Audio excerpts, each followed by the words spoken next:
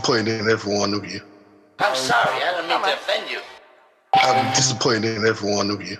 I kiss you on the mouth. No, I'm not cool with that. Just, I'm sorry. One more time. I'm disappointed in every one of you. I mean, I'm dealing with degenerate animals. I'm disappointed in every one of you. Disappointed in every one of you. All right, come on. Honestly, I can't do it no more. I'm disappointed in every one of you. Let me tell you why. It's gonna be all right, Nicky. Go ahead, shoot. You just killed those fucking men.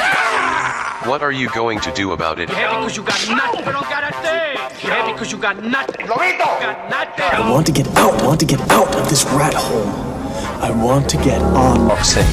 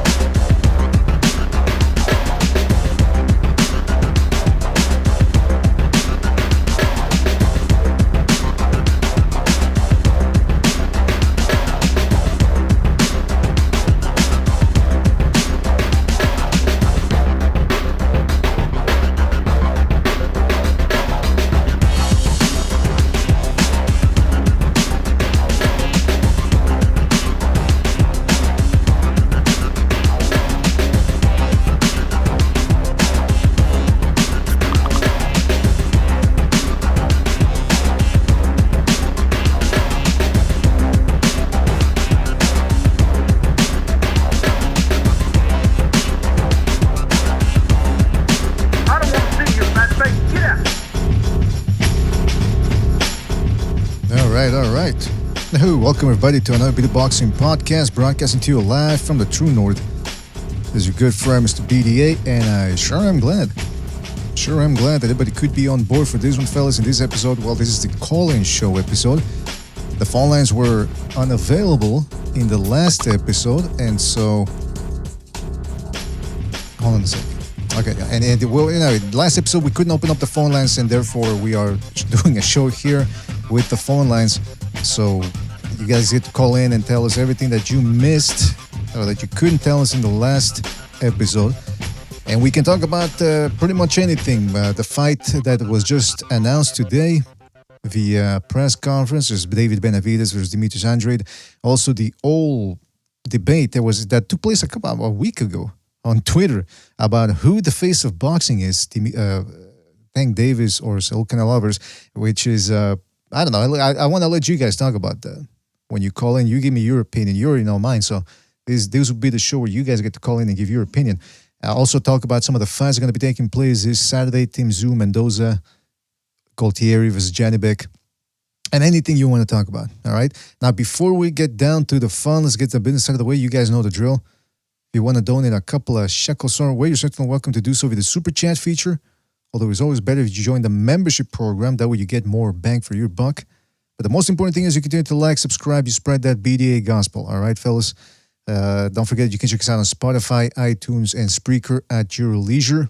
And I want to give a big old shout out to everybody in the chat. I'm talking about Nightmurph, Protectorate General, Sergeant, Fluffy Toasters 89, The Quags, SSC in the house. Shout out to SSC. Shout out to The Quags. Shout out to Lalo Soto 13 Gaming. Shout out to those guys. Shout out to Rafael Garza in there as well. Shout out to him. King KO. Shout out to Lord Blue MBM in the house. Shout out to him. The Gucci Berserk Round 1. Mars Eparokua. Knockout Net. Premier League Kings. Protectorate General. Uncle Pete in the house as well. Shout out to him. Earl Stevens in the house. Pablo Picasso's.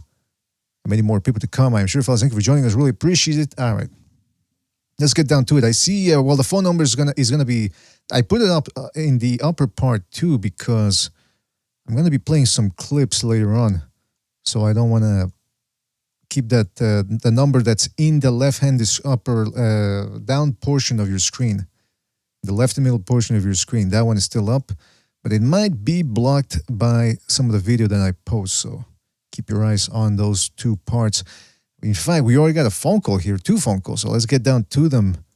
Oh shit, they're populating quickly here. Excuse me. All right, let's see if everything's working here. Give me 2 seconds. Like I said, shout out to everybody in the chat. Don't forget to hit the like, hit the like, hit the like. All right, let's go to the phone calls here. Let's go to 336. 336, you're on the air. 336, what's on your mind?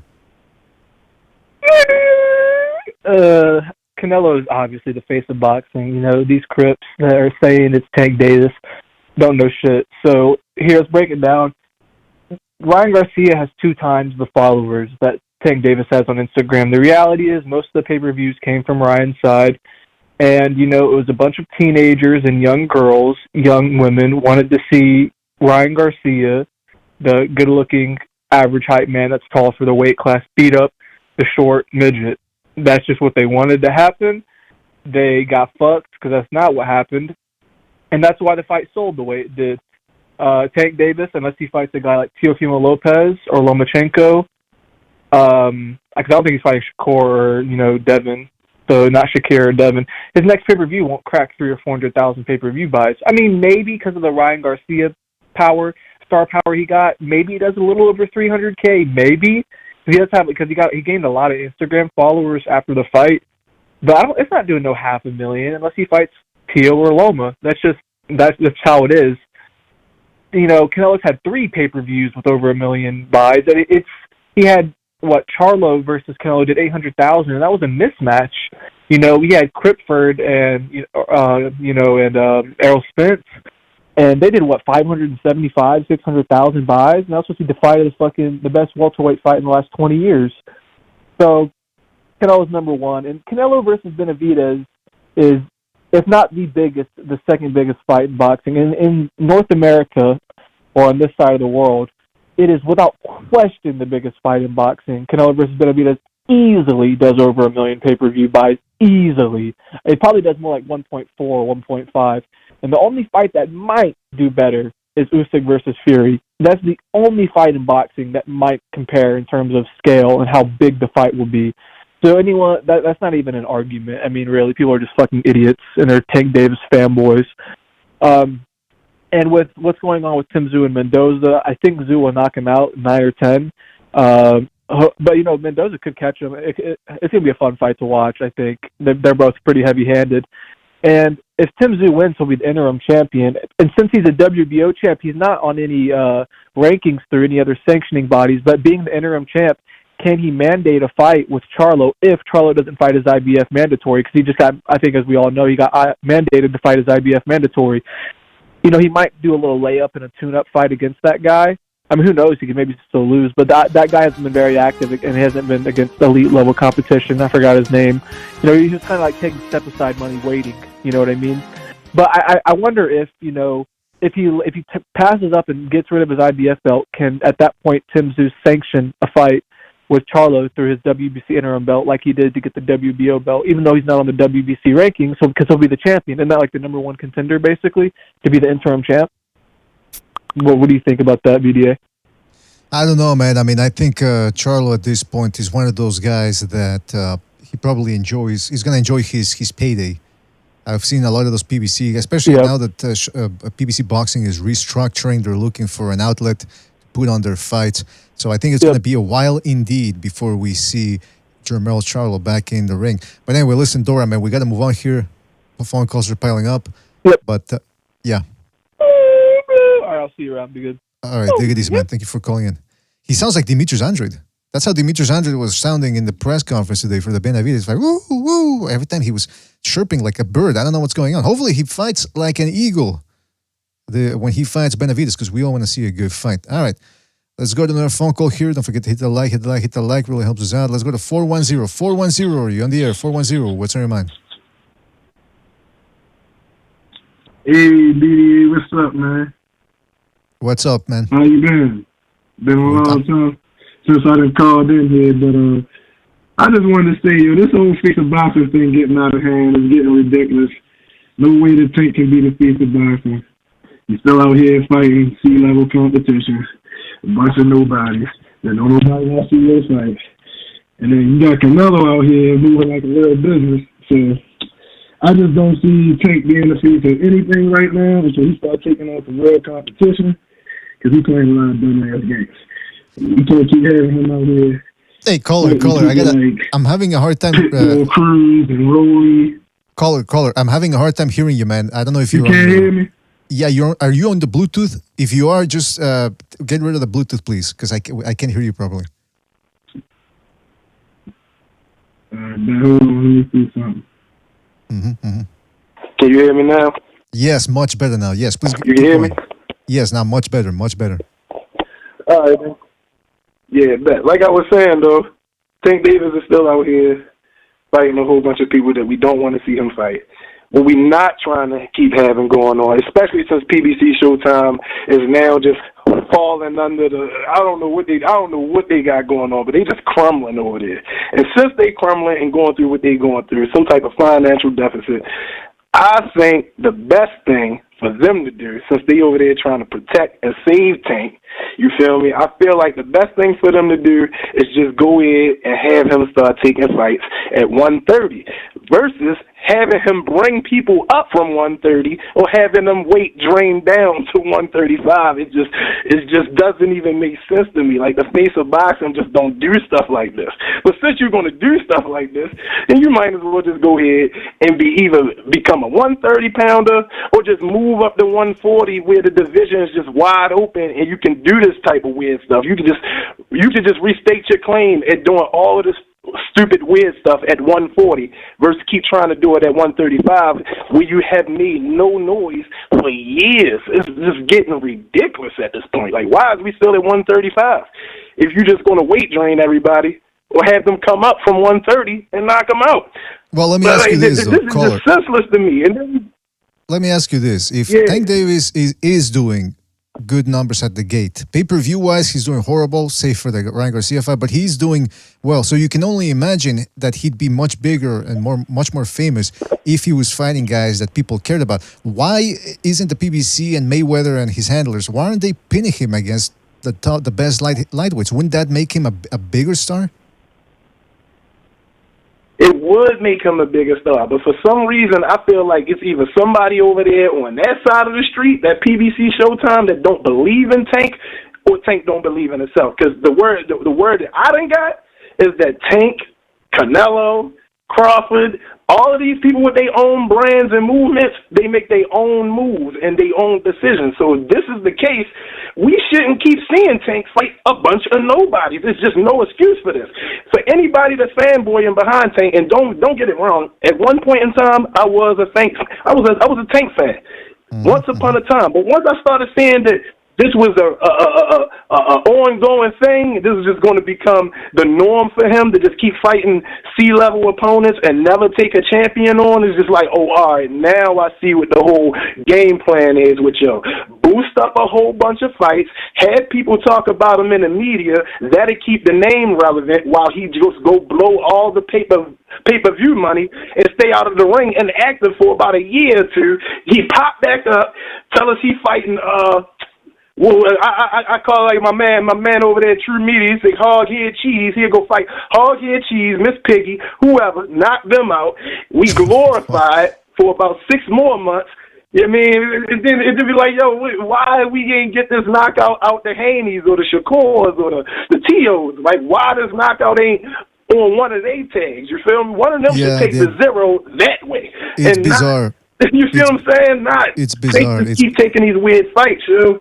It is bizarre. Now, people are saying in the chat that you sound like, people in the chat are saying that you sound like you're from Baltimore. If you are indeed in Baltimore, you better keep those views about Tank Davis to yourself, along with any Israel-Palestine views, and you'll be all right.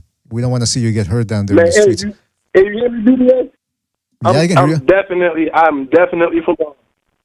I'm all the way Baltimore. Do believe everybody from Baltimore don't follow the rhetoric of just fanboying behind Tank because they from Baltimore. Like, I'm definitely not one of them. If you ain't doing nothing real, I'm marking you off. All of that, yo, he's from the city, so we just ride with him. Like, no, yo, I ain't one of them. I can't talk like that. That don't even sound like man talk. You feel me? That sound like Stan talk. These guys are fan of man. You feel? I can't jump aboard that boat. It's just, nah, I can't do it. There you go. Hey, listen, accepting reality is the first step on the path to the Crimson Cross, and so I think you might just be on that path. There's not a lot of people that are on that. So, yeah, good for you. Stay away from the Be More Re-Education Camp police. They might be trying to get you to turn you back into a Tank Davis fan. But until then, thank you for your call and take care of it, all right, man? Take it easy. Hey, BDA, can I ask you one question before you hang up? Absolutely. Please. My man, my guy. So look, I got a homeboy that just keeps challenging me, right? It's a crap ton of stuff he challenged me on, but just tell me if you agree with this or not. Do you believe that Lomachenko is more deserving of a rematch than Earl Spence is to Crawford? I'm talking about a Lomachenko rematch for Haney versus a Spence and Terrence Crawford rematch. I'm just saying who's more deserving of their rematch after watching both of those fights is what I'm saying. That's all I was throwing out there. Not who made them better, who make them more money, who got the better draw, what fight you would want to see more. I'm talking about just specifically off of the performances you watch, who is more deserving of a rematch. And now, I try to advocate for foreigners because I got the a foreigners question get no about push. Is this some sort of a family squabble? Because I refuse to get. Is it? Does this involve a family squabble? Because I refuse to get into any type of interfamily affair. No, not a family squabble. No, this is not a family squabble. This is one of them fans that know absolutely nothing, that just want to keep spitballing a whole bunch of nonsense, throwing out rhetoric. You know, he had the nerve to tell me that Crawford cheated. And keep looking at all these salty fans. He keeps sending me clips of people just talking Crawford cheated with the gloves and the Everlast thing. It's just like, yo, you have no proof of this. Why you keep showing me? Why you keep bringing this up, bro? I mean, listen. I tried to start some of those rumors myself about Crawford's gloves, and it didn't take off. So it ain't working, man. But to answer your question, the Loma, just based on who fought better, and who gave a better performance, I would have to go with Loma Haney. I think Loma deserves a rematch more, but I don't think Loma wants it at this point. I think he's disillusioned with it, and he's not going to get it. Haney's not moving back to it. I wholeheartedly, Loma one of my favorite boxers. Besides him and Terrence Crawford, my favorite boxers. But the reason why I threw that out there, and I say that, I wouldn't want Loma to take that fight either, because it seemed like every time he come over here, he just get robbed. So I'd rather him go over in another country, wherever, Australia, wherever he need to be at, besides over here, because over here we see what the game plan is. Just let the young boys get the victory, get them the gift decisions, all of them. Everybody over there that's getting gift decisions, Eric Lubin included, all these gift decisions that's going on, Rolly, all these people, they gift decisions because they're younger and they can market these guys. That's all it is. End of story. We ain't got to go. That's the name of the. Yeah, that's the name of the. Yeah, that's. I didn't mean to get too. That's all right. That's all right. It is you. Listen, it's the caller show. All right, listen. Thank you for your call, there, caller. Stay safe out there in Baltimore, and we'll catch you in the next one, man. Take it easy out there. Absolutely, man. We'll call him back up soon. All right. Yeah, you got to watch out for the re-education police, man, because they will go. If they hear you're not a Tank Davis fan over there in Baltimore, they will get you to the re-education camp. They'll clamp your eyelids open and make you watch the Barrios fight over and over. Let's go to our phone call here. Let's go to 347. 347, you're on the air. 347, what's on your mind? What's up, guys? What's up, BDA? It's NPR. How you guys doing? Oh, NPR, what's up? Yeah, I mean, Canelo is the face of boxing. I'm going to give away my age now, but I would say that the hype around him is, as far as, I'm not talking about the Mexican hype around him, but the hype around him is probably as strong as I've seen from any Latino fighter, barring Duran. Right? Duran seemed to be back in the day, especially from like he turned pro in '68, up till like 1983, if you were Latino, you knew who Duran was, and he was your guy. There was a good chance that if he was fighting, a Puerto Rican guy, that 50% of the people were going to be pulling for Duran. That's how popular he was. I would say that Canelo kind of united the Latino boxing world, which is a big world, right? Mm-hmm. It extends all the way to South America, in a way that only he united it. And so he's definitely the face of boxing, if only in that regards alone. And if you combine that with the fact that he was this kind of world traveler, taking fights from guys all over the world and introducing fighters from Kazakhstan or wherever GGG is from, and all over the world, he brought in these new faces of boxing, new places that introduced their fighters and their countries to the world stage of boxing. I would say that that alone qualifies him to be the face of boxing. It's now a world sport with Mayweather. That was sort of the last of the American dominance alone on boxing.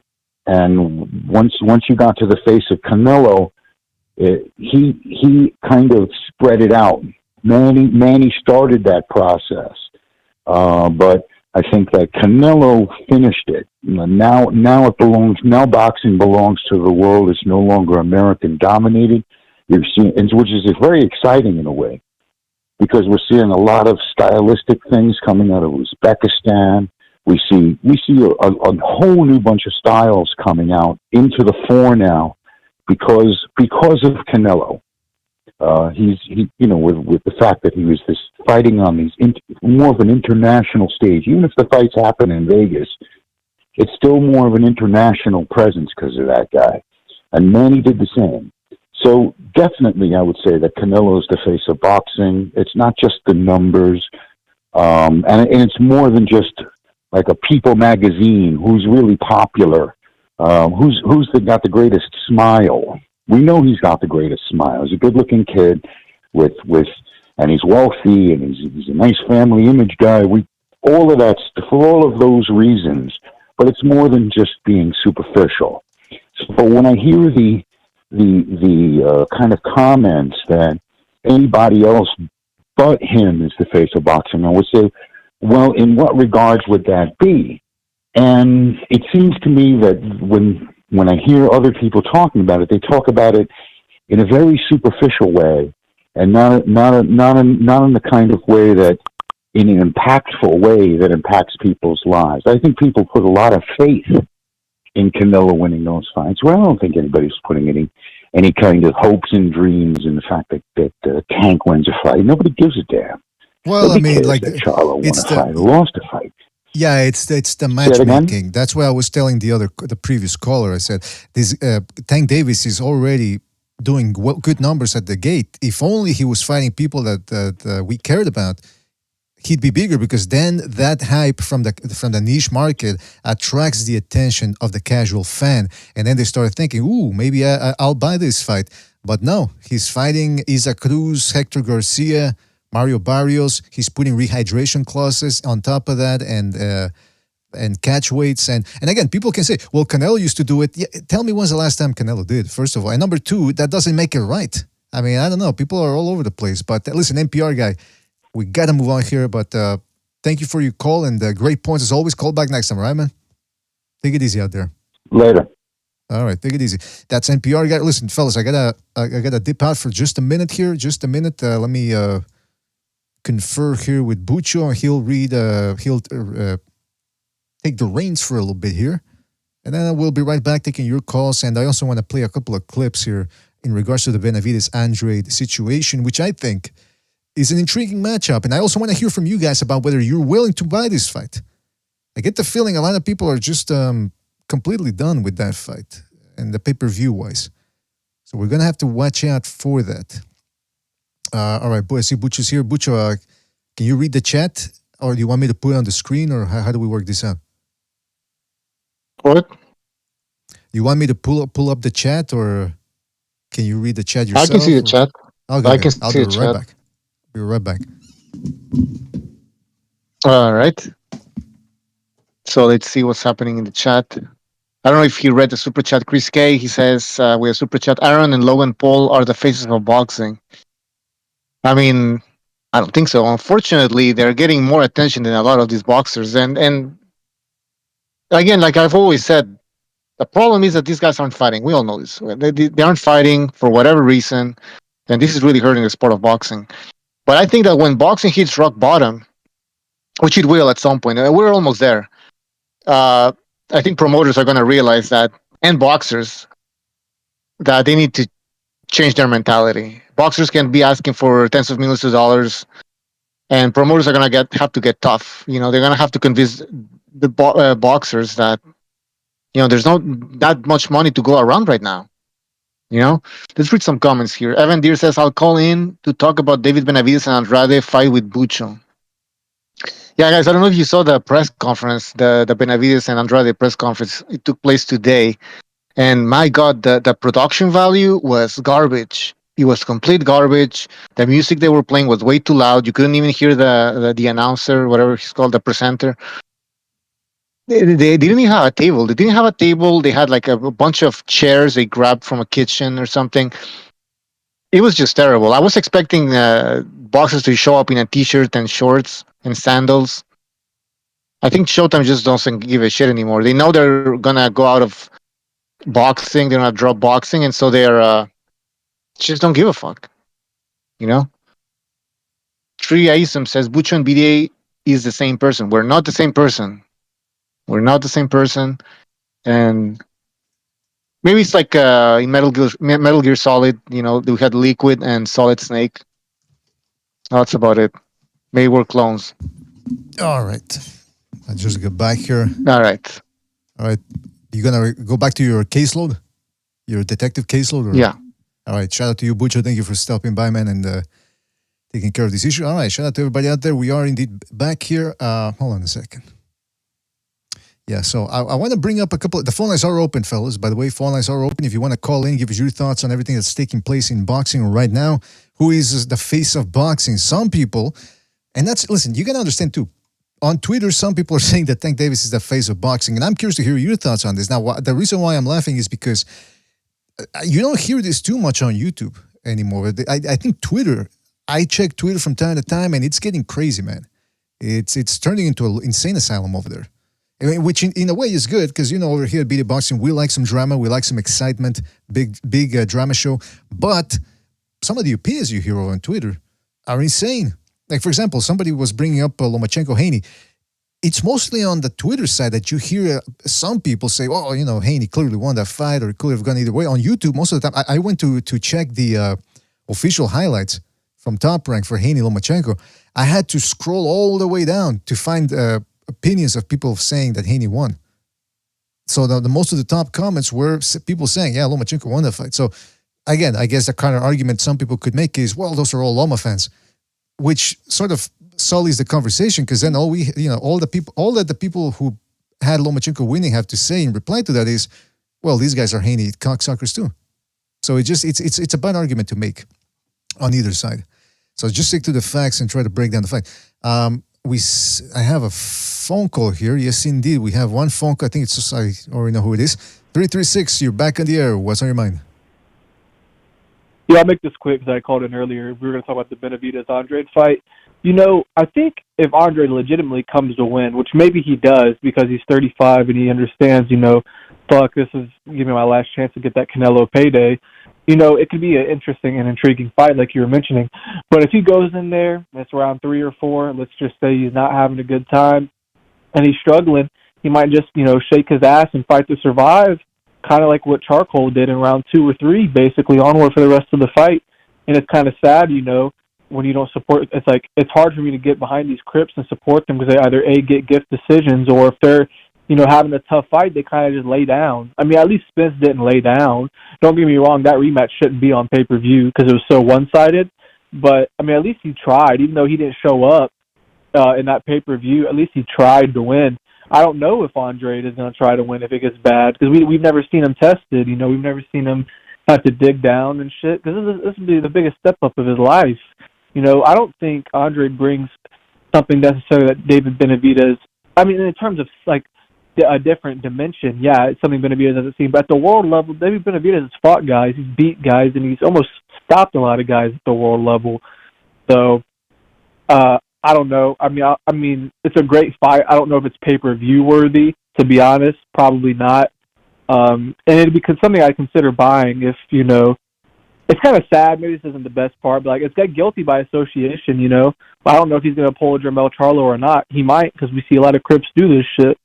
So, yeah, and I heard the production quality, all that wasn't great. I'm going to go check the press conference. But I wanted to give my quick thoughts on the fight. It's a great fight, but in a great matchup. I don't know if it's pay-per-view worthy. And like I said, we got no idea how this dude's going to, or what's going to happen, by round 3 or 4. If he's just going to show up and try to win, or just, give it away like Charlo did. We shall see. We shall see, indeed. I'm going to try to break that down a little bit. Yep. Preliminary film analysis, if you will. Well, shout out to you, Dora. Thank you for your call, and call back next time, right? Yep. All right, take it easy out there. Gonna read a couple of announcements here. Super chat, going back to the super chat line, and we got Lalo Soto Gaming. Shout out to Lalo Soto for reestablishing his membership program. Shout out to him. He says, Afro-Anglos have a weird cock complex. They hate when a Mexican is on top. Canelo is the face of boxing. Stank Davis, the face of domestic violence. Oh, you know what? I got to put up the disclaimer here.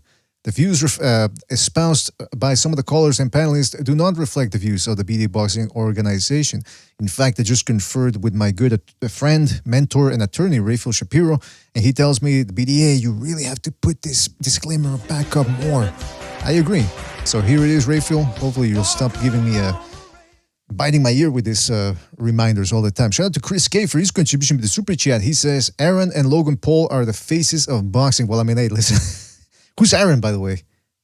Aaron? Is there another Paul, by the way, that I was unaware of? Because I thought it was Logan and Jake. Who the fuck is Aaron? But I get your point, though. The Paul brothers, yeah, they pull in good numbers, man. In fact, I remember I was watching the press conference from the first press conference for the Logan Paul fight versus Dylan Dennis and what's the other guy's name? KSI versus Tommy Fury. And they panned around the crowd, and I saw a bunch of Zoomers, a lot of Indian kids, too, by the way. A lot of kids from India. I don't know why, but I guess that's one of the demographics they're pulling in. Shout out to Chris K for another contribution. He says, Dictator Trudeau is the face of boxing. I mean, let's pray that never happens. And shout out to SSC for his contribution. Super Chat, he says, Canelo's the face of boxing without question. Viva Mexico, cabrones. All right, there we go. Shout out to SSC and everybody who's donated so far with the Super Chat. All right, now, in regards to this Andrade versus Benavidez fight. It's interesting. I was watching a show. Oh man, which one was it? It was an official boxing show, I believe, and they referred to Andrade as Andrade, which, from what I understand, he prefers to be called Andrade because he's half Panamanian or something, but he doesn't like it when people pronounce his name with the Spanish pronunciation. So I don't know, man. It's people keep calling him Andrade. Maybe they're trying to rile him up. I don't know. But here's the interesting thing. Where am I here? Oh yeah, this is what Demetrius Andrade and what's his name, Benavidez were saying, that they kept asking them about Canelo and during the press conference, and so they had to address that. Now Andrade, for his part, like I said, he was chirping like a bird. He seemed very agitated. I think I hate to cast aspersions on people, but it seemed my first reaction when I saw his behavior was, what is he on? And where can I get it? Because he seemed very animated, very agitated. He put his hands on Benavidez, pretty much assaulting him. And I'm curious to see where this is going to lead. Maybe it's some snack product that he's being given.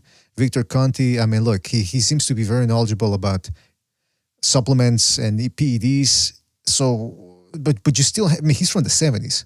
And back in those days, they were taking anything and everything to get the groove on, if you know what I mean. So I don't know what he's been giving Andrade, but Andrade certainly seemed to be enjoying it. He certainly seemed to be getting his jollies up.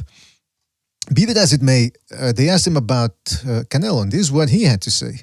Talk about Andrade. He said, F Canelo.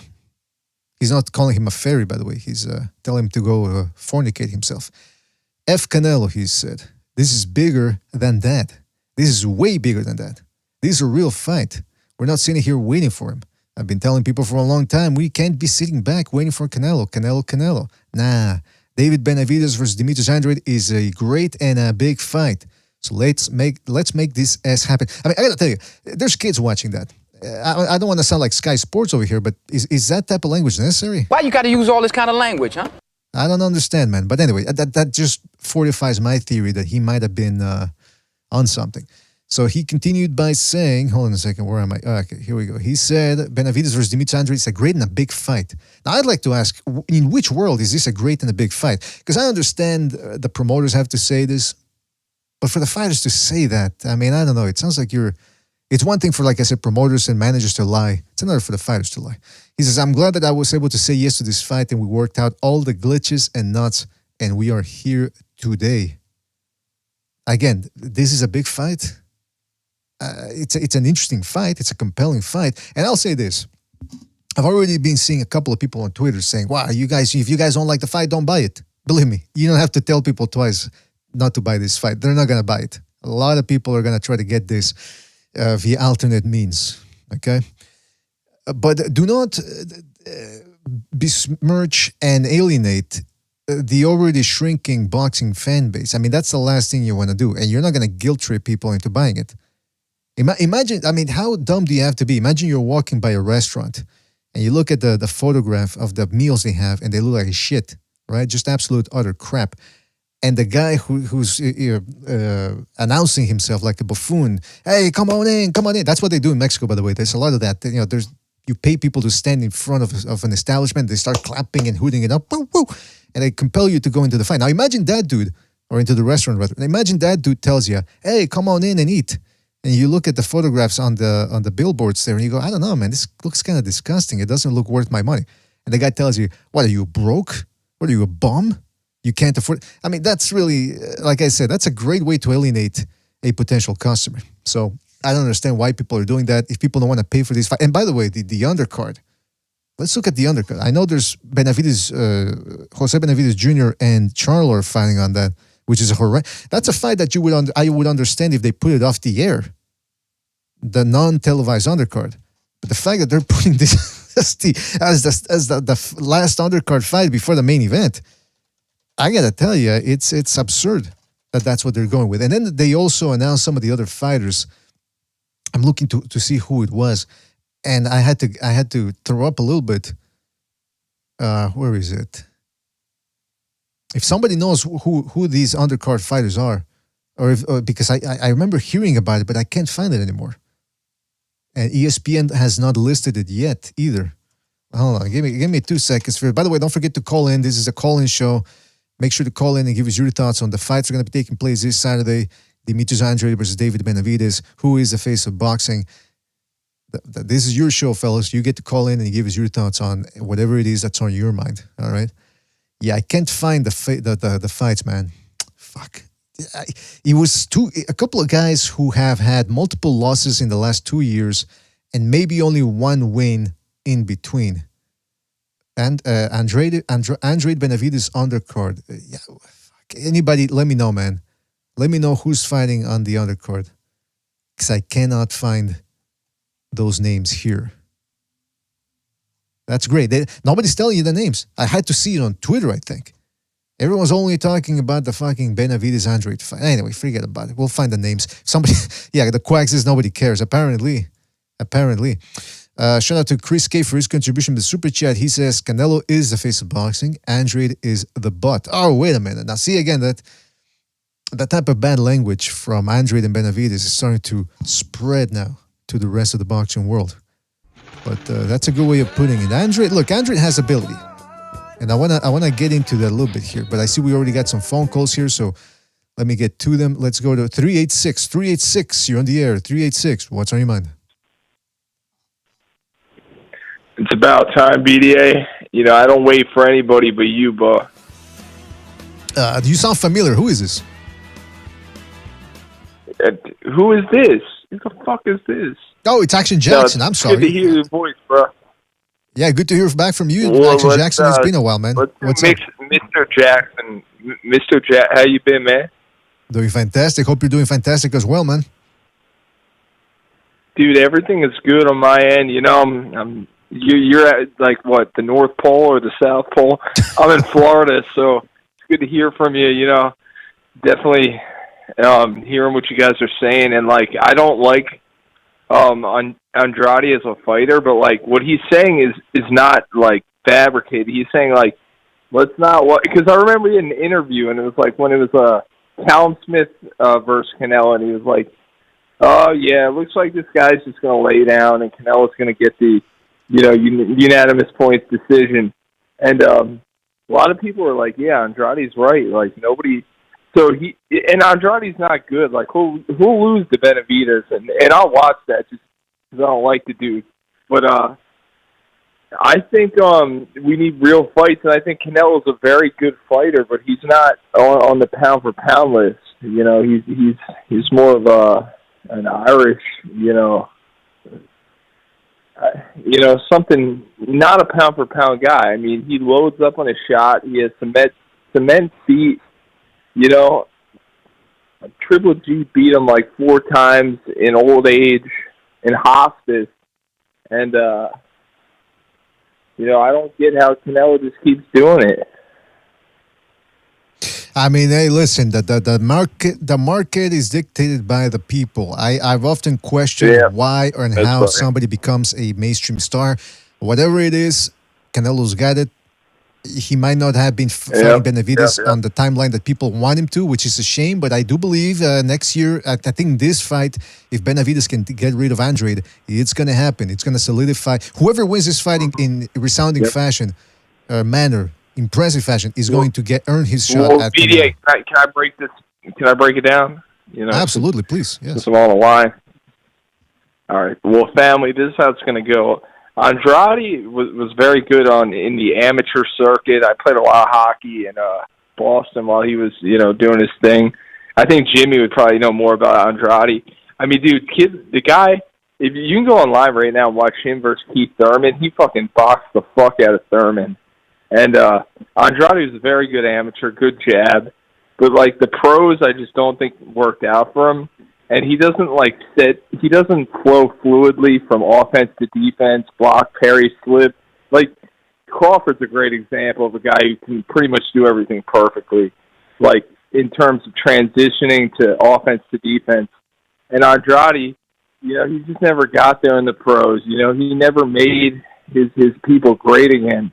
And so he's not going to, Benavidez may not, be, he's different. He's wiry, but he can punch hard as fuck.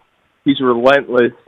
He's almost like, was he Mexican, BDA? Is he what brother? That's a big point of contention right there. He's Ecuadorian, Dominican, Puerto Rican, Zimbabwe. He's from Zimbabwe, I think, too, a little bit. Namibian. I mean, he's the UN of boxers. He's Argentinian or something.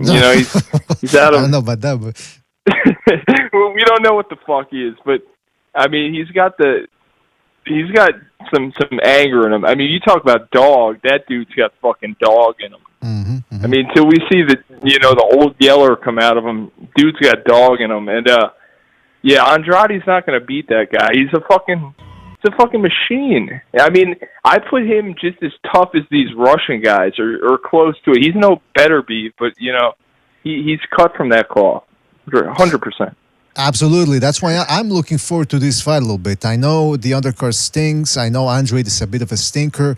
But for all intents and purposes, it's an intriguing matchup for me because I don't know who I would necessarily... I mean, who are you picking, by the way? Just real quick, because we got to move on here. But who would you pick for this one? Benavidez. There you go, yeah. I had the feeling. Against Andrade? Wait, are you talking about against Andrade? No. I was just asking for clarification, but you'd already broken it down before. So, yeah, I had a feeling you were going to go with Benavidez. By the way... I got Benavidez over Canelo. Like, I think Benavidez, like, what, they set him up. They did a Denzel Washington, and they put some coke on him to get him away from Canelo, and... that's come what on. they do. That's what you got. They did a dance. Are you talking about the movie? Are you talking about Flight? That movie where what's the movie called? When Flight. he's the fucked up detective. Oh, I thought you were meant when he was a fucked up pilot. The one I'm talking about is Flight, I think. When he's like, we're gonna fucking roll it, dude. Some good shit, but there you no, go. I was talking about the detective one. Well, he's played a detective in a bunch of ones, man. I don't know which one he plays a degenerate The drug one addict. where you get all fucked up on LSD. LSD. I don't know, man. I don't know. Well, listen. Yeah, we'll talk about it later. Well, that's my prediction. I'll call it back if it slows up a little. All right. I'm busy. All right, man. All right, take it easy. Thank you for your call, All right, Action champ. Jackson. Love Good to you. hear from you, and shout out to you, man, down there in Florida. Take it easy out there. All right, brother. All right. That was Action Jackson in Florida. I think I heard like a pro-Israel rally in the background. I think that's where he was at. Don't forget to hit the like, fellas. Hit the like, hit the like, hit the like. Really helps us out. This is a BDM call-in show, so you get to call in because we couldn't open the phone lines in the last episode due to some glitch. So this is the phone call show, the call-in show. You guys get to call in, give us your thoughts on anything and everything. The main subject is Canelo versus Tank Davis, who is the face of boxing. But I think that's kind of old news.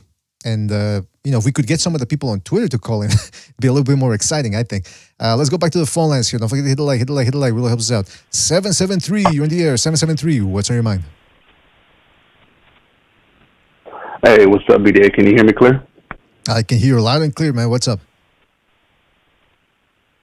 Yeah, man. So I want to start off with the Andrade and Benavidez presser. It seemed like a lot of nervous energy coming from Andrade. I don't know, man. He wasn't funny. I think the guy was just nervous, man. It was cringe. It was cringe. So, but going into the fight, I think I'm going with Benavidez in the fight. I think Benavidez is going to have he's going to have the volume. He's going to have the pressure. And I can see Andrade. He's going to be fighting a very defensive fight, in my opinion. I think when he does choose to open up, it may or may not be a mistake. He may hit the canvas, maybe take a knee. But other than that, I think Andrade's going to try and cruise to a decision and collect that paycheck. Benavidez gets his hand raised, and then we're going to be talking about Canelo and Benavidez for May 5th. That's how I see that fight going. Not sleeping on Andrade. Go ahead. Yeah, let me ask you about that because you seem to give Andrade a good chance because of his footwork, I think. But now I'm curious: are you going to be paying for it? Am I going to pay for it? Yes. Is that what you said? No, I pay for a certain. It's called Apollo TV. So I pay $160 for the whole year, and that's it. So I get all the pay-per-views. I can watch sports from around the world. All that shit. Don't say that on the air, man. Would I pay for it? The FBI is going to be knocking on your door, man. Don't say you're talking about a fictional service. You're not actually doing that. I'm just protecting you out there. And so going on to the KSI and Fury, I don't really watch those fights, influencer fights. If friends are watching them, I'll be there. I'll watch it, what have you. May the best man win. I think it's going to be Tommy Fury. If I'm just taking a guess at it, just him being the natural boxer, growing up in the family. Obviously, he's not that good as a professional, but I'll give him the benefit of the doubt. Burchell's going to be fighting this weekend against a guy named Diaz. I think that's a showcase fight. I think that's just to knock the rust off. I see Burchell most likely probably getting a knockout. But again, you never know. Some of these guys surprise you that come out of nowhere. And then going into the Zoo and Mendoza fight, that's going to be a good fight. I'm going to go with Zoo. I think Zoo does know that Mendoza has pop, so I think he's going to go in there, and I think he's going to try and box. I think you're going to see him try and showcase his boxing skills a little bit more. He's probably going to be jabbing, trying to set Mendoza up. And I think going into the later rounds, I think Mendoza's going to open up. He'll probably be down on the cards. He's going to try and knock out Zoo, and Zoo's going to catch him. Again, that's just, a prediction. Anything can happen, right? I'm not sleeping on Mendoza. Anything can happen in the squared circle, but I have Zoo winning that by a late stoppage, late KO. Interesting prediction right there. Interesting prediction. Yeah, man, that's an intriguing fight right there. By the way, people in the chat are already starting a GoFundMe page for your legal bills after you get arrested for buying that illegal service. Now, by the way, just curious, all kidding aside, It's all not kidding illegal, aside- actually. No, it's not illegal. Well, I was gonna say, I mean, all kidding it's not, aside, they even if it was, they can't do anything to you. They would go after the person, the people who are setting that up. But I'm curious, it's legal. It's just like you're buying an app, whether you're paying Showtime. It's a regular app, man. Interesting. I checked it out. I was like, damn, this is legit. Yeah, that's what I said. Well, fuck, How I'm long gonna go have you ahead had and do it this. for? How Either long way, have you I had it paid for? fights. Quality fights, I would pay for. What's that? How long have you had it for? I've had it for probably going on a few months now.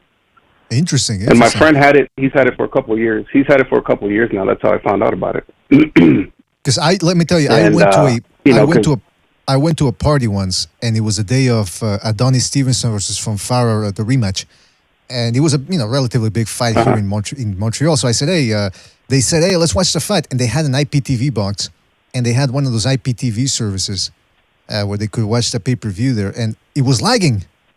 And I remember thinking, why the fuck would you pay for something? I mean, at least if you're paying it legit. So I was a little dubious of those type of services. But you're saying you're getting a good, clean stream when you watch these events. Oh, yeah. It has all the movies. If movies come out from theaters, it goes straight to there.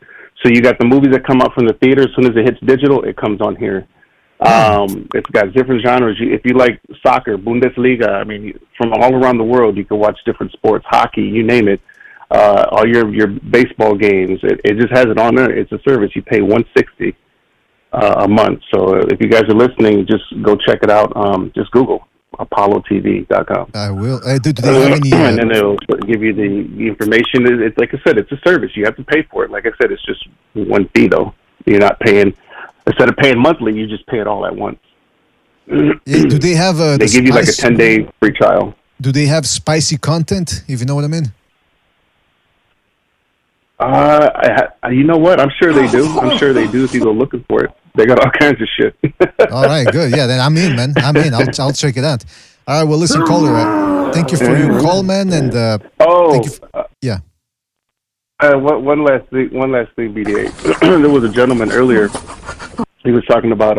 I know this is gonna throw sand in people's clit whenever you bring up the Canelo word. But no, the guy was saying he wasn't a top pound fighter. Top 10 pound for pound. Pound for pound, of course, is mythical, right? And of course, you have to have a criteria. So I have a criteria. Canelo fits in that criteria. So I'm just throwing that in there. So I don't put too much stock in the pound for pound because it is mythical, right? It's it's subjective. But if you have a criteria, then you can put people in there. So I had Usyk number one for a long time. Now I have Crawford. Crawford, he's a 2-time undisputed world champion. And you got, secondly, now I have Usyk. He's trying to become a champion, 2-time undisputed champion in a different weight class, just like Crawford. And hopefully that Fury fight pops off. And by the way, that fight, I think that's going to be a close fight. I'm going to ride with Usyk in that fight and ruffle up a little bit more feathers here. All right, keep ruffling those feathers, I know that's going to be Tyson's going to be the favorite. I know he's going to be the favorite probably, but I'm going to ride with Usyk in that one. There you go, man. All right, well, listen, caller, thank you for your call. Call back next time. Man. All right, thank you for your call. Take it easy. Yes, sir. Thank you. All right, so hey, we learned a little something about Apollo TV. I'm going to look into that. Allegedly, I have to confer with Rifo Shapiro first. Let's go to another phone call here, but before we do that, hold on a second. Shout out to SSC for his contribution with the Super Chat. He says, VMC, Viva Mexico, cabrones. There you go. Shout out to SSC for his contribution. And that VMC, I think he tried the VMC drink, he said. Maybe I'm wrong, but I heard somebody say that they tried that drink, and it's actually pretty good, the VMC Canelo drink. So, hey, I don't think they sell it over here. They don't sell anything Mexican here. You got to go to a fucking black market to get it. All right, let's go back to the phone lines here. Let's go to, don't forget to hit the like, fellas. Hit the like. Really helps us out. Let's go to 832. 832, you're on the air. 832, what's on your mind? What's up, Mr. BDA? This is the Straight G Turo. Oh, Straight G. So, look, honestly, I think Canelo, like, realistically, I think, like, all jokes aside, I think Canelo is the face of boxing. Just for right now, though. I think soon he will be replaced by Tank Davis. I think that's also realistic. I do agree Tank is has a underdeveloped resume. You know, Canelo definitely has a way better resume. all-time great resume, at least for this generation, you know. But since Canelo fought Caleb Plant in 2021 now, I mean, his record has been very lackluster. I mean, to say the least. I mean, ever since Bivol whooped him, I mean, he fought a 160-pounder Triple G. He fought a 154-pounder Jermell Charlo. He defended against a tough journeyman, basically, John Ryder. I disagree with that one caller who said Canelo is not a pound-for-pound fighter. However, Canelo, in my personal opinion, I used to have him at number one. As soon as he beat Caleb Plant and he became a disputer, I had him at number one. I'm not going to even lie. But ever since he fought Bivol and he had those, he hasn't really defended his 168 titles against 168 pounders really. So for him losing to Bivol and him not really fighting the best, he went from number one on my pound for pound list to number 9. I have him based on a couple of factors. Based on those factors, he just dropped on my list a lot. And I think he doesn't even have that many fights. Like Benavidez is a big pay-per-view fight. After that, who else? Like Andrade, Bivol rematch, and that's about it. Just those two. Like better be unless it happens, right? But there's really not. Tank has more options as to fight big names like Shakur Stevenson, like Devin Haney, like Lomachenko, Teofimo. You know, he has more options. Now, will he fight them? Probably not, unfortunately. I think he probably would. He'd probably fight like one big name a year, you know, maybe. I don't know. Out of catchweight or something. I don't know. You know, it's not fair, but ultimately, that's a bit of a problem. You know, it is what it is. That's a bit of a problem too, though. You have the big name supposedly, but you're not fighting them. I mean, what's the point of having those fighters around if he's not going to fight them? So we can't really have that discussion. Yeah. We know he's not going to fight him. So you're absolutely right on that front, right there, you know, Straight. You know, I think this whole face of boxing thing is kind of getting subjective, like the pound for pound list. Like, you know, people have their own interpretation. You know, crazy fans. You know, certain I guess certain communities. You know, like certain subsections of like boxing communities and stuff. But I think if you really want to watch like exciting fighters, I think for exciting fights, a good fighter is like Lee Wood. You know, Lee Wood. In my opinion, like I could see him becoming a big star. For the UK, I would say Lee Wood is the face of boxing for the UK. You know what I mean? Because his forget Triple G. You know how Triple G back in the day he used to say, "Oh, big drama show, big drama show," and last time he fought Canelo, it was a snooze fest show. And I think Lee Wood is the real big drama show. Like every time he look at the Michael Conlan fight, look at the Josh Warrington fight, he just pulls up. Like it's like a Rocky movie. It's like you're watching a Rocky movie. And I think that's something to bring value, you know, entertainment value to the sport of boxing, you know. Right. And Canelo, he hasn't really his fights are pretty mid. Like, I mean, they're okay, right? You know, but he hasn't knocked anyone out since 2021. You know, when he had that incredible run, he was really like the face of boxing. Like, he was really like breaking faces and stuff, you know. But I think his time has passed, you know, his prime, I think. Well, we shall see what happens in the next couple of years. We're certainly boxing and everything, it seems, in the entertainment world is starting to shrink a little bit because the economic conditions taking place. Well, listen, Straight G, thank you for your call and call back next time, right, man? Take it easy out there. All right, you too. All right, take it easy out there. That was a Straight G. Let's go to my phone call here. Don't forget to hit the like. It really helps us out with the algorithm. All right, fellas, make sure to do that. Let's go to 323. 323, you're on the air. 323, what's on your mind? Hey, VDA, how are you? Doing fantastic. Hope you're doing fantastic as well. What's on your mind? I'm calling from California. I just wanted to I had something to say about the face of boxing conversation.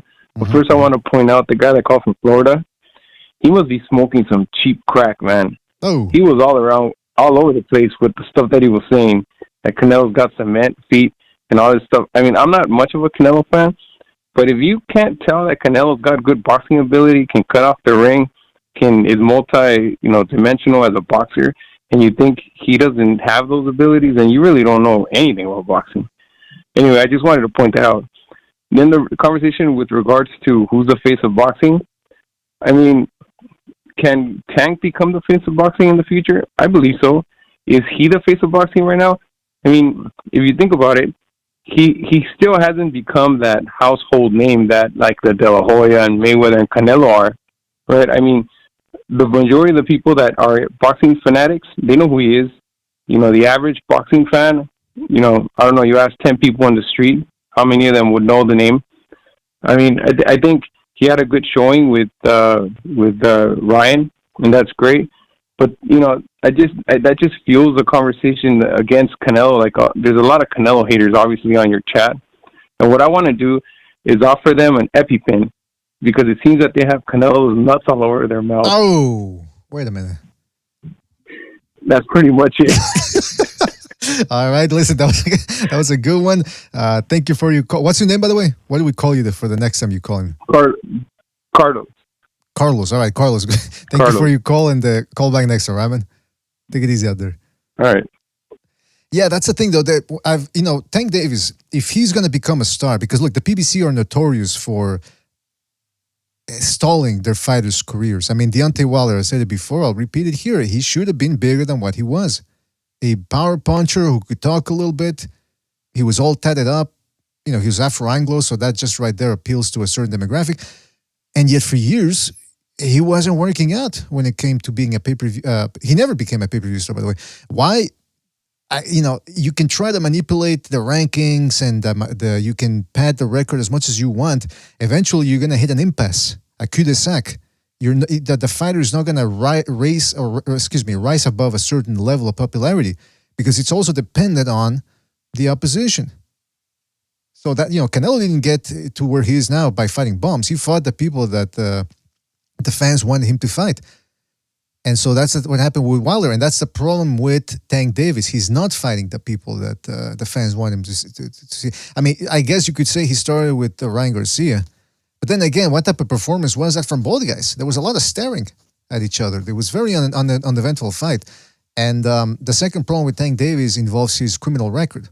The guy has a propensity to get into legal trouble. So that affects him too when it comes to endorsements. Now, if you become way bigger than, if you become a mainstream face of boxing, you don't really need the endorsements that much to make beaucoup money. But it will hurt your popularity at a certain point if you want to make even more money. So that's one instance right there where he has to clean up his lifestyle. Otherwise, it can only take you so far. Don't forget to hit the like, fellas. Hit the like. This is the call-in show. Let's go back to the phone lines here. Let's go to 470. 470, you're in the air. 470. What's on your mind? Hey, can you hear me? Yes, 470. You're on the air. Can you hear me? Yes, I can hear you, man. What's up? Hello? All right, listen, 470. If you can't hear, call back next time, all right, man? You seem to be having a trouble there with your phone. All right, let's go back to the phone lines here. Let's go to 210. 210, you're in the air. 210. What's on your mind? Hey, what's up? Southpaw Lefty, Texas. Oh, what's up, Southpaw? Hey, y'all are trolling with this show, right? With the title. I mean, you tell me, man. This is your show. This is a call-in show. Oh, no, man, I get it, man. I like it.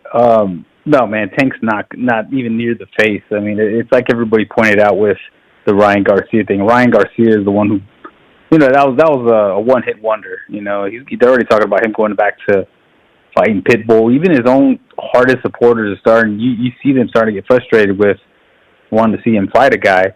And we saw Canelo. He looked pretty fresh his last fight, and I don't think Benavidez is going to beat him. So when Canelo seems like he has a couple more years in him, and that's not good news for Tank, because Tank's not a young guy.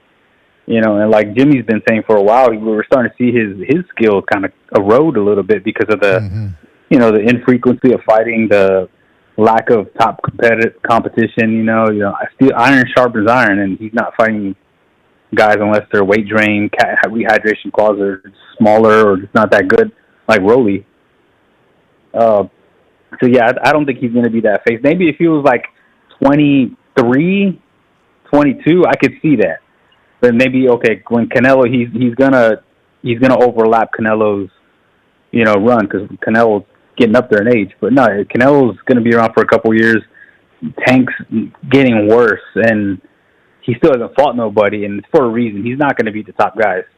Sorry, it's going to be like the same shock and awe that we saw from Wilder and from Spence and from all these other PBC guys that, you know, failed at the top levels. The reason they tried to stay in house, but nah, man. And then it's funny, Benavidez and Andrade. You know, I like Benavidez, but I can't stand Andrade, man. But it's just cringe when every 5 minutes the topic is Canelo. I mean, I've been telling people for a long time, when Canelo leaves, boxing is going to have a hard reset, because remember, BJ, Canelo he's the last fighter from the HBO era when, you know, we had a lot of stars. You know, that's how Mayweather was supposed to be able to make all his bones, because he had Pacquiao, he had you know, De La Hoya, he had all those guys. But nobody's pushing numbers and nobody's crossover stars like that no more in boxing. You know, so after Canelo, nah, man, it's just, and that's what I want. You know, I think we need to have a hard reset, let the bottom fall out. Because as you see with Andy Ruiz and Deontay Wilder, who haven't fought like in like 40-something months, 37 months each, they need a rude awakening. Like, you're not worth that much, and the networks are already calling it quits. And even Al Heyman told Deontay Wilder, "Hey, we can't afford to pay you what you're going to pay you, so you can go freelance, but I'll still get my cut." So I don't know, man. So that's what I see, man. So I mean, I usually try to. I wanted to save my call because I always end up keep listening to the show, and then I always want to rebuttal some dummies, but I guess I'll burn early. But all right. Well, listen. But yeah, man, I appreciate the show, man. Thank you for calling in, Southpaw. Thank you for calling in. Call back next time, right, man? Take it easy out there. All right. That was Southpaw Lefty. Don't forget to hit the like, fellas. Hit the like. It really helps us out with the algorithm. And let's go back to another phone call here. The main subject is, who is the face of boxing, Canelo or Tank Davis? But you can also give us your thoughts on the David Benavidez Andrade fight. The fights are going to be taking place this weekend as well. And whatever is on your mind, why not? Let's go with that. Let's go to 470. 470, you're on the air. 470, what's on your mind? Can you hear me? Yes, indeed. What's on your mind? Okay, great. So Canelo and Tank. Here's the thing. I think Canelo, I mean, you could say he probably has the most impressive resume among current boxers. I would say, though, that both of these guys have their, like, pros and cons. I would say about Canelo, though, there doesn't seem to be, like, an excitement about his fights anymore. I think once he went to DAZN, it was just too much, like, strategic I'm going to use a word, cherry picking. Just, you know, picking this guy, picking that guy, you know, and weight draining. And it just, he just never really seemed to fight guys like coming off a wave, like a guy who just had a big win and then he fights him. Like it just seemed very strategic, even his last fight, you know. And so that's the knock I would have on him as to I mean, everybody knows Canelo, though, you know, but I just don't see the excitement in his career like there was previously. And then you got Tank Davis.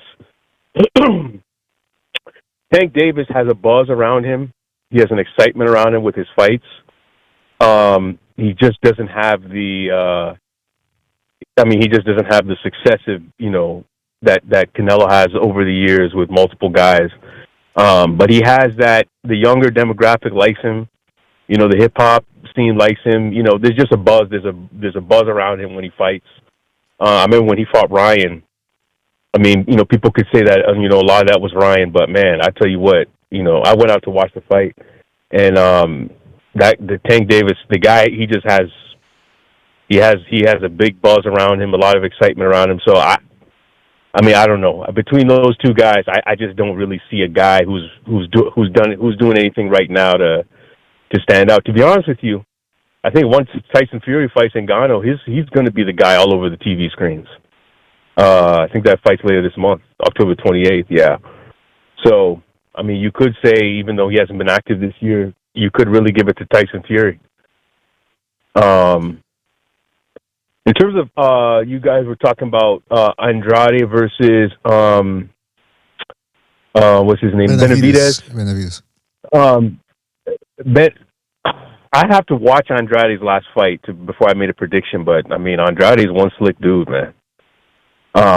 And I did notice that with Caleb Plant, Benavidez had a lot of trouble like catching him and finding him, and I think Andrade is slicker than Plant. So I'll have to watch Andrade's last fight plus the fights at 168. So we'll see. But I think that fight will be. I don't view that as a walk in the park or any kind of easy fight, or that's going to be a challenge, and so we're just gonna have to watch that fight to see what happens. But in terms of the face of boxing, in America, is that in America or globally, or how do you split that up? Yeah. Let's go with the whole world. I'm going with Tyson Fury. Mm-hmm. You think Tyson over those Fury? Two guys. Now, and what do you base that on? I think it's Tyson. I base that off of the past few years, the fights Tyson Fury has, the fact that he's a heavyweight. And I think, even though a lot of people won't view this next fight as legitimate, I think that the interest of his fight is going to blow everything out the water. Once they start rolling the commercials with him and Ngannou, and they start putting it all over at ESPN, and it's all over the internet, and once they see Ngannou's figure, once they do the weigh-in, everybody's going to watch that fight. Well, so, I gotta because one thing, we can talk about the excitement and all that, but at the end of the day, businessmen, the people that are running this as a business, they're not looking at the excitement, they're looking at the results. Tyson Fury against Wilder, they put those on pay-per-view, they did horrible. Tank Davis, I don't know, you can say that there's been excitement for his fights, but other than the Ryan Garcia fight, the pay-per-view numbers have been horrendous. I thought Ryan and Tank did over 1 million. No, because if that was the case, Showtime would have announced that, or the PBC. They didn't. They did it via. What I'll say is this. That's what I said earlier. Canelo, on paper, he has the resume, right? So if I look at it on paper, but what I'm seeing is I see a downward trend in the excitement and the viewership around his fights. That's all I was saying. But if you just look on the resume on paper, you have to give it to Canelo based on history and up to now. But I just do see a downward trend, whereas I see more of an upward trend with Tyson Fury and Tank Davis, because Tank Davis, he can get in there with Shakur Stevenson. He can get. There's a lot of guys he could rematch with Ryan. Some of the other guys are lightweight, Lomachenko. Who's the guy at 140? Teofimo Lopez. There's all these fights he could do. I'm not saying he would do them, right? But that's the main problem right there. And those fights would be massive. That's the main problem, though, because Floyd Mayweather has said that he wants to keep everything in-house. Yeah, so, I don't know, man.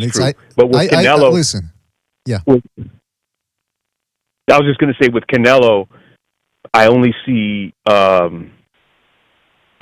potential Benavidez fight. And then if he were to jump up to 175 and fight... what's the guy's name at 175? Bivol or the power puncher?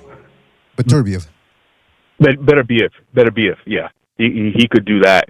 But outside of that, I don't see any fights where people are like, oh my God, I got to watch that. I just don't see it with Canelo. That's all I was saying. I think his best days are in terms of opponents. There's always new guys who come up, but I just see the upward trajectory with Fury and... I'll say this. He fought a guy that a lot of people in Charlo and a lot of people saw that as a mismatch, and he did about close to the same as Crawford Spence, which they really tried to promote as a big fight. So when he fights guys in mismatches, he's still doing better than actual good, competitive fights. So I think at this point he's still there. We'll see what happens with Tank Davis and Barrios. I think that also it's dependent upon those numbers too, and we'll see how much Fury and Ngannou does. That looks like one of those Jake Paul type fights too. All right, well, listen, we're going to move on here, but thank you for your call, and call back next time, all right? Take it easy out there. All right, man. Take care. All right. Yep. Yeah, that Ngannou fight, they really got to sell that one. And then, of course, we got this Saturday, Nate, what's his name again? Logan Paul. We'll see how much that does.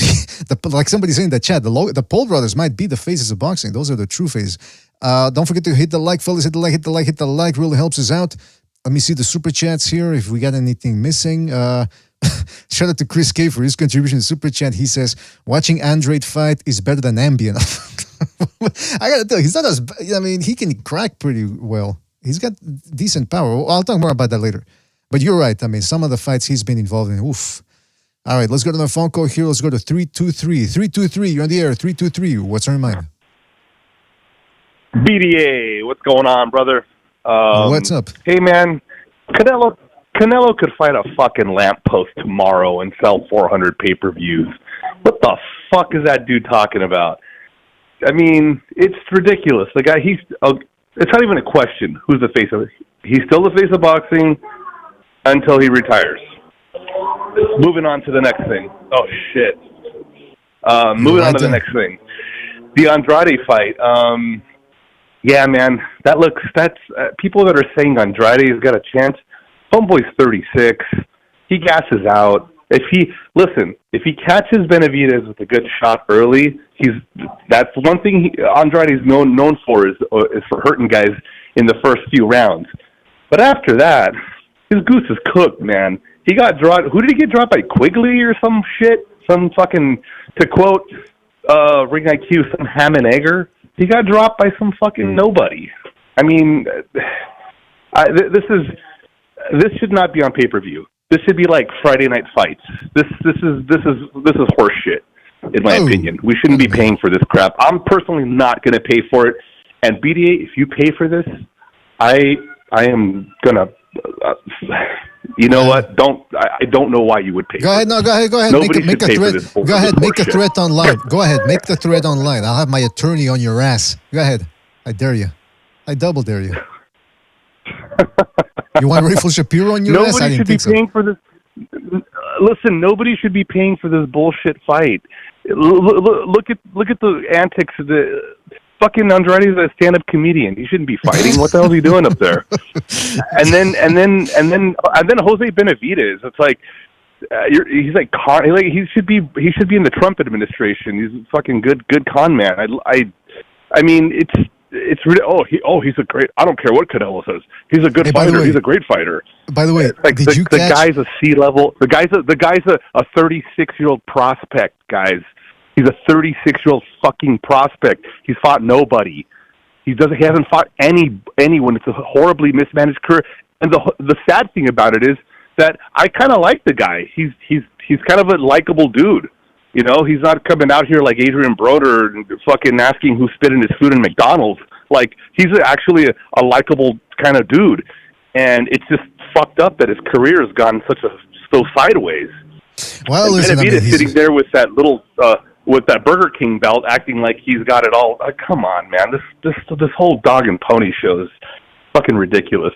How much is the pay-per-view, by the way, if you don't mind me asking? How much is the pay-per-view? 80-something clams. I wouldn't pay $8. This is fucking horseshit. I feel bad for the people that are selling out this look, money.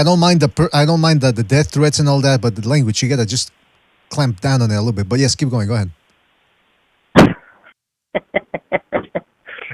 Anyway, man, this is ridiculous. Like, who's the face of boxing shouldn't even be a question right now, but I find it very entertaining.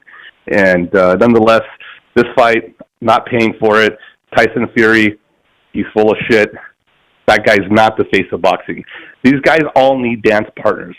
This guy, the only way they're gonna sell this fight with Ngannou is the MMA crowd's gonna want to watch this. It's a freak show. That's what this is. It's a freak show. They all learned the blueprint was established with Mayweather and McGregor. Everybody wants to chase the dragon now, and that's what people are going to do for money. And that's fine. Let them do it.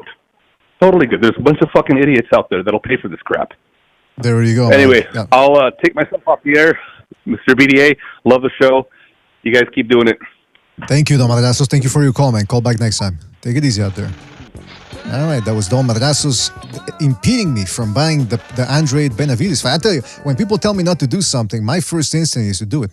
Of course, unless it leads to physical harm. But, I mean, I don't know. I'm still undecided about whether I'm going to buy this fight or not. I mean, should I really give them money for a fight that shouldn't be on pay-per-view? I don't know. But we still got to report on it. That's right, report. We're going professional here at BDA Boxing. All right, don't forget to hit the like, fellas. Hit the like. Really helps us out. Hold on a second. Let me read a super chat here, I believe. Jeez. Shout out to Chris K for his contribution with the super chat. He says, thanks, ankle bracelet affects his footwork. I mean, I gotta tell you, we got some stand-up comedians over here now today. Shout out to Chris K, aka Undercover Asian, for his contribution with the super chat. Let's go back to the phone lines here. This is the BDA call-in show. 301, you're on the air. 301, what's on your mind? BDA, what's up? What's up? Yeah, this question seems to come around every month. First of all, I'd say it's a great day. Allahu Akbar, you know. Oh, come on, wait a minute. How's it going, BDA? God is great. But I just think, you know, God is great, you know. I got you, Just greeting you. But, yeah, it's face of boxing thing. Well, you know, if the planet is still around, who knows what's going to be in the future, but it does seem like Canelo's slipping. Yeah, exactly. Yeah. It does seem like he's slipping in stature. I just looked up the numbers for comparison. He threw over 100 punches more on Smith and landed at a higher percentage than he did on Charlo. Actually, he landed like 10% more than he did on Smith and on Charlo. That's a pretty big gap considering, you know, same weight class, about 2-3 years difference, I think. Yeah, 3 years, I guess. It's kind of crazy it's been that long. But yeah, I mean that's pretty big slippage to me. Like I didn't like how he was acting at the press conference. To be honest, he was gloating. Oh, no one can beat this Canelo. I just started thinking back to Triple G and, like, you know, his bad performances, like Brook, who we stopped in like 5 rounds. Similar kind of thing if you think about 2 weight classes up. But in that regard, actually Brook, I don't know if you ever saw this. They had a 30-day weigh-in to just test the guys. Brook was 176. He was 165. Holy smokes. You know, so. Yeah, weight does matter. I mean, anthropometry probably matters more in boxing, like limb length and that kind of stuff, because you can generate more torque, you can absorb. What? I cannot. Sorry, did you not hear me? I thought you were talking about that old pseudoscientific thing where they measured the skull, the cranium, and that's how they determine intelligence. But yeah, you got. Oh no, that's phrenology. That's phrenology. Okay. That would be a different topic. Yeah, I mean, you would avoid that with Brook because he's one of these mystery meat people, right? Oh, but, come on, wait a minute. You don't really know his background. Watch it, buddy. Watch it. But no, what species is he? Am I right? Come on, now wait a minute. No, my only point in bringing this up is he did outweigh G by quite a bit, and G still like beat the shit out of him. And Charlo, he was not bigger than Canelo, in my opinion. I know Jimmy disagrees with this, but he looks a little fat. I'm actually about the same height as the guy, a little taller, and I've weighed about the same when I was doing amateur competitions, thing between like 170 and 180. And frankly, I was a lot bigger than him. I was leaner too. He had some fat around his midsection. Well, I gotta tell you though, it sounds like every time you call in, you used to fight. Are you still in shape or something? Because every time you call in, you sound like you're out of breath. Are you running right now or something? What's going on? It's driving me nuts. Yeah, I go for runs when I, I go for runs usually when I listen to the show after dinner. So that's probably why. Do me a my favor, heart rate's up because of eating and moving. Do me a favor, don't go into any construction locations where there's construction going on, because people tend to get shot when they just. I was just looking around, you know. It's like, no, don't do that. But anyway, yes, keep going. Yeah, no, you want to stay away from those these days. You don't want to create any rumors around you, but that's right. That's right. Yeah. Anyway, like I'm just saying that, like Canelo, like I feel like he still should have stopped the guy. He could have had way more punches to throw, given that there was nothing coming back to him. You know, like the fact that he threw like 130 punches fewer than against a similar kind of shelled up opponent who was doing absolutely nothing. Actually offered more resistance. That was more dangerous. Yeah, I feel like that's clear slippage, and I think he only sold like 300,000 with Ryder, which is still pretty good given that it's like a no-name. But yeah, someone mentioned that in his DAZN contract he was fighting bums. I wouldn't say that's true. I think he fought pretty good composition, but I think just people didn't like DAZN or something. You know, I think it never gelled with the public or whatever. I think it was like a strange name or something. So I think that kind of hurt his reputation a bit.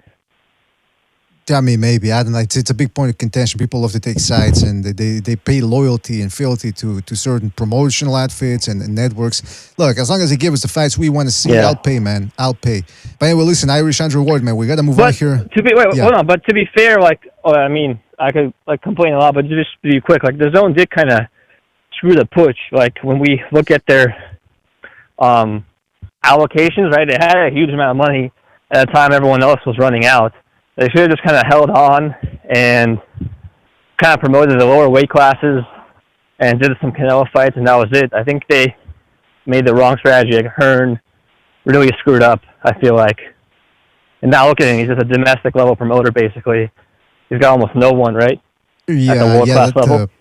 Matchroom well, USA. I wanted to ask, what do you think of Keyshawn Davis? He's fighting some live bodies. He's had 3 fights. He's going to have 3 fights this year. Might have one more. Well, I don't know. What I think about Keyshawn Davis is he's got some very good knee strikes. I think Muay Thai might be his future, a Muay Thai career, if he really wanted to, fight in the back of some. He did get frustrated. If he could fight in the back of some, if he moves to Thailand and fights in the back of a laundry place or something there, I think he might make a name for himself as a Muay Thai legend. As it is in boxing, I want to see a little bit more. I want to see a little bit more from old Keyshawn Davis. Again, he's the one that said that. No, obviously, he only has 9 fights. But I meant as a future breakout guy, because the way I look at it is to become a star, you have to knock off someone who's vaguely relevant, who people think you can't really beat because of experience. He's still reigning, as a champion. Like, the Genaro Hernandez fight did a lot for Floyd's reputation, right? Sure. Yeah. That was kind of one of his breaking out parties, and that kind of captures the actual boxing public, who I think is kind of in remission right now since HBO went off the air, because you haven't really seen a big pay-per-view for a while, and it just seems like kind of new kind of Zoomer fans who don't support the sport is what we have now. Yeah, so I do think you have to beat a credible guy, and so the only reason I mentioned Keyshawn is because he's around those weight classes where he could fight someone like Lopez or even like Matias, someone at 140 who's kind of fledgling, and knock him off in a spectacular performance. And it only takes one of those to kind of propel you. And then the key is you just stay active. I feel like that's why Tank Davis will never be a big star, because he gets one victory, he's going out of business sale kind of thing. And it's been It's been almost 6 months, right? It's been actually 6 months since the Garcia fight, right? Yeah. Well, he got into some legal trouble nothing too. Announced. Yeah, he got into some legal trouble, and then on top of that, Showtime is getting out of the PBC, so the PBC so it's a bunch of factors too. But yeah, Keyshawn Davis. Listen, to answer your question, fighters nowadays that usually the type of guys that become mainstream stars, they either have to razzle and dazzle with their personality, or in terms of their in-ring action, they have to be power punchers. And I don't think Keyshawn Davis fits the bill in any of those categories. So I don't see much hope for him as being a mainstream star. But anyway, we got to move on, man. I got to take another phone call. The personality thing, though, is still okay. All right. Have a good one. Bye. All right. Thank you, Irish. Keep taking that run, man. We want to see you fit. We need you in the BE Army. All right, man. All right. I will be a soldier for the Crimson Cross. There you go. You know. Allahu Akbar. Crimson Inquisition coming right up. All right, take it easy. Thank you for your call.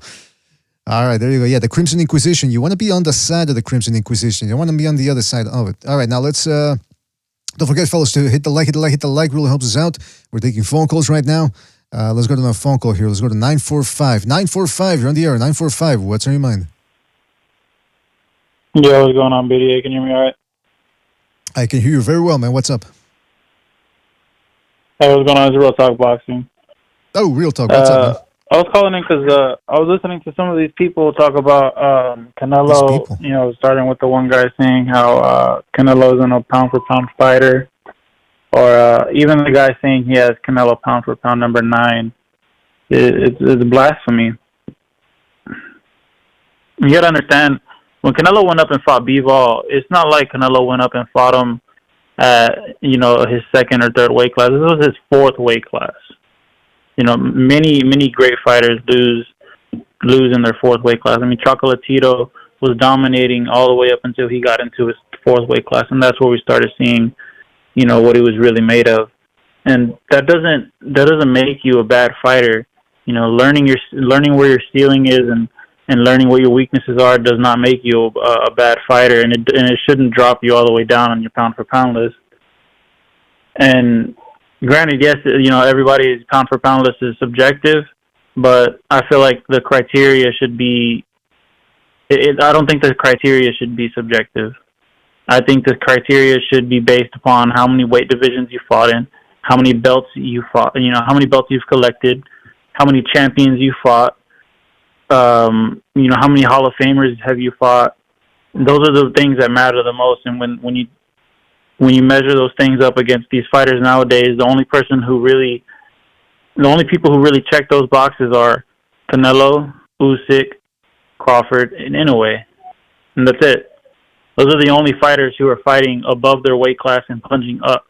And Lomachenko as well. He was punching up in weight. These fighters, when they lose to these big people, what people don't want to talk about is they're punching up in weight. Canelo is not a regular 168 pounder. Yes, he's heavy. Yes, he's strong and muscular, and I'm sure he rehydrates all the way up to, damn near a light heavyweight. But at the end of the day, he's not a natural 168 pounder. So to say that he's not fighting a 168 pounder, it doesn't fucking matter. Everybody else is bigger than him. You're right. I mean, that's a selling point that people have brought up. Yeah, that's a selling point that people have brought up, man. And we'll see what happens with Canelo. He still has to, David Benavidez is taller, and then on top of that, he's big too in the legs. So he's not exactly a skinny guy in there. But anything else you want to say before we move on? I just wanted to address this one comment. This clown, pound for pound Jack, is asking, what Hall of Famers has Usyk fought? You don't have to check off all the boxes at the end of the day. If you're punching up in weight and you're not, weight draining people or pulling them down as soon as they move up, if you're going up and you're chasing champions and you're trying to collect belts and you're trying to clear out divisions, that's what makes you a pound for pound fighter. And Usyk absolutely deserves to be on a pound for pound list because he is not a heavyweight by trade. When heavyweights will always fight different than other fighters, Usyk will always have to use his skills in order to compete at heavyweight. That's what makes him a pound for pound fighter. Heavyweights like to use their fucking weight. They like to use, they're slow. They're uncoordinated. Usyk is small. He is very small, actually. He's only an inch taller than me. Usyk is a small guy compared to these guys, and he always has to use his skills in order to compete at that level. Mm-hmm. So this clown pound for pound, boxing pound for pound Jack, he needs to keep his mouth quiet. Oh, well, hopefully he calls in. Bro, thank you for having me, man. Thank you, man. Thank you. If he calls in, call back as well, right? I want to see you two go at it on the phone. Absolutely, bro. I wouldn't mind responding. Fantastic. We'll make it happen. All right. Thank you for your call. Call back next time, right, man? Take it easy. Yeah. Just real quick about that. When people go, well, who has he beaten? Is he? Hey, listen. Terence Crawford right now is considered the number one pound for pound fighter by some people out there. Some people say he's a lock for the Hall of Fame. But how many Hall of Famers has he fought as well? I mean, I don't think you necessarily have to beat Hall of Famers to be considered a Hall of Famer. You just have to beat the best around you, and also the fashion in which you do it. I think that's also an important criteria right there. All right, let's go to the phone lines here. Don't forget, we're taking phone calls right now. Hit the like. Really helps us out. Let's go to 978. 978, you're on the air. 978, what's in your mind?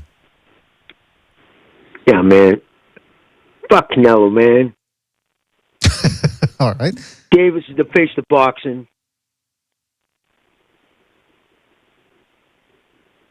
You keep going, man. The floor is yours. What else you want me to fucking say, dingbat? Fucking guys, punks. Is this Jimmy? Sounds like Jimmy, man. The fuck? Yeah, it is, Jimmy. I just wanted to say hi. I'm enjoying the show, but I couldn't listen. The only way I could listen was through the feed. What's up, So I was just listening to the show, but that's all, brother. So you can hang up on me, dude, and talk to somebody else. I'm listening to the show. All right. Well, shout out to you, Jimmy. I kind of say, is that Jimmy, man? That kind of guy sounds like Jimmy, man. Caught me off guard there, man. All right. That's it, Jimmy? You don't want to say anything else, man? But the chat's fucked up. I never watched the chat. I'm reading the chat. Man, a lot of people say some crazy shit in that chat, huh? That's what makes it fun, man. I wish these people who write that shit in the chat would call in. It would make the show much more interesting. I just got to say that. You're telling me. But I know you got guys to get to, bro. Like I said, I was just listening, enjoying the chatter. All right. Shout out to you, Jimmy. We'll talk later, man. All right, brother. All right. You have a good one. You too, man. Yeah, I kind of, you talk to somebody for so long, you sort of recognize, but on the phone, he sounds different than on the Discord, man. Kind of caught me off guard, man. Jeez Louise. I got to sharpen up, let me tell you. All right. Oh, hold on a second. Before we continue on with the phone calls here, shout out to Nicholas Argyros for his contribution to Super Chat. He says, there is no number one face of boxing. There are multiple. All right. I guess you could make that argument that there are multiple faces of boxing, but I mean, there's got to be a clear one, right? There's got to be one that's superior to all the others. And that's what we're trying to ascertain here on this show. Let's go to a phone call here. Let's go to 336. 336, you're on the air. 336, what's on your mind? Yo, I'm going to make this quick because I got to take a gorilla shit. But with the Josh Warrington fight, I forgot to add that. That was a god-awful fucking stoppage. He turns around, beats the count. He's the 8, looks at the ref coherently like, okay, I can... Because he was walking back to his corner because he heard the fucking bell end. And, yeah, he was wobbling as he was up at 4 or 5. So, obviously, you got to keep count. He got his mandatory 8 count, turned around to the ref, put his gloves up. He wasn't wobbly like Dillian White and shit, punch drunk. He said, I continue. And him in his corner, like, what the fuck are you doing? Why did you stop the fight? And then you got these fucking retard casuals in your Discord saying, oh, that was just a play from his corner to make save face because Josh Warrington pulled out. Josh Warrington quit. Even though he got up and beat the count, he quit. Like, these guys don't know fucking shit about boxing. Hold up, Mom. I'm taking the shit. Shut up. And secondly, that Ray Vargas and Figueroa fight, that could be really good for the sport, or not for the sport, for the pay-per-view with Andrade and Benavidez, because it really needs a fight like that. No homo, but Figueroa is good-looking and comes to fight. He's like the better version of Ryan Garcia, to be honest. And finally, if you do buy that dog shit pay-per-view, BBA, I'm not a violent guy, but what I'll do is I'm going to just like strap you to a chair and I'll buy a high premium tranny and fuck that demon in its ass and make you watch. So that's all I had to say to that, and be good. You don't have to incapacitate me for that. That's number one. Number two, did I hear you correctly? Are you on the crapper right now? Dropping a deuce? Yeah, you know what? He hung up. I'm glad. No, actually, he's still on the air. What the fuck? Dora, are you still on the air? Dora, are you still? Well, I hope we don't hear him taking a dump, man. That would be disgusting, man. That would actually be. Oh my God! Yeah, I tell you, man. I'm bleeding! There you go, man. All right, shout out to you, Dora. Thank you for involving us in your activities. Don't forget to hit the like, fellas. Hit the like. Really helps us out. This is the call-in show, the BDA call-in show. Now, the interesting thing, I want to talk a little bit about Benavidez Andrade before we move on from here. The phone is still open for about half an hour, so make sure you call in and give us your thoughts on that. You can also give us your thoughts on the fights that are going to be taking place this Saturday. Tim Tszyu versus Mendoza, Gualtieri versus Janibek. Those are going to be good ones, man. Let me tell you. Possibly the best card of this month, October, because there's just not that much going on in October. November, the one that seems to be the best card is Shakur Stevenson versus De Los Santos, and then you got Navarrete versus Conceição in the undercard, and that one's on a Tuesday, I think, or Thursday. It's in during the week, because I think it's for NASCAR or some sort of the weird sports week that's going to be taking place, and that one's free, by the way, on ESPN. You don't get to shell 80 clams. That's boxing talk, by the way, for $80. Just want to clarify to people that don't understand the gangster talk that goes on in this show. We're plugged into the street, fellas. I don't know what to tell you. That's just the way we do it around here. Listen, you got to give me 2 seconds here because I got to go back. I got to go take a little bit of a break here. But you guys stay tuned. It is the BDA Boxing Call-In Show. You guys stay tuned for that. I'll be right back, all right?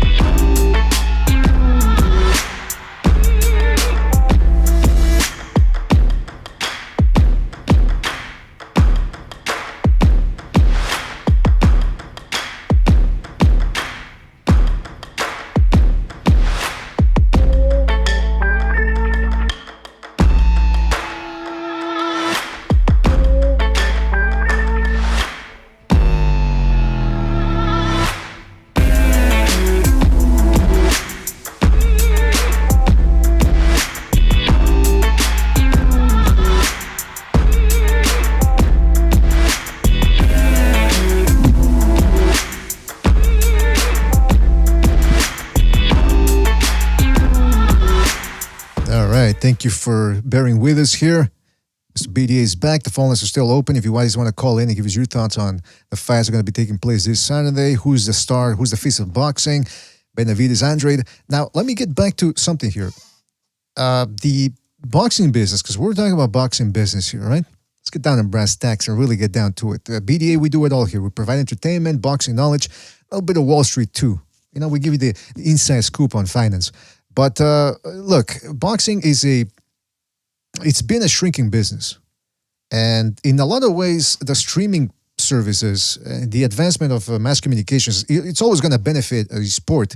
So in a lot of ways, it's been keeping boxing afloat.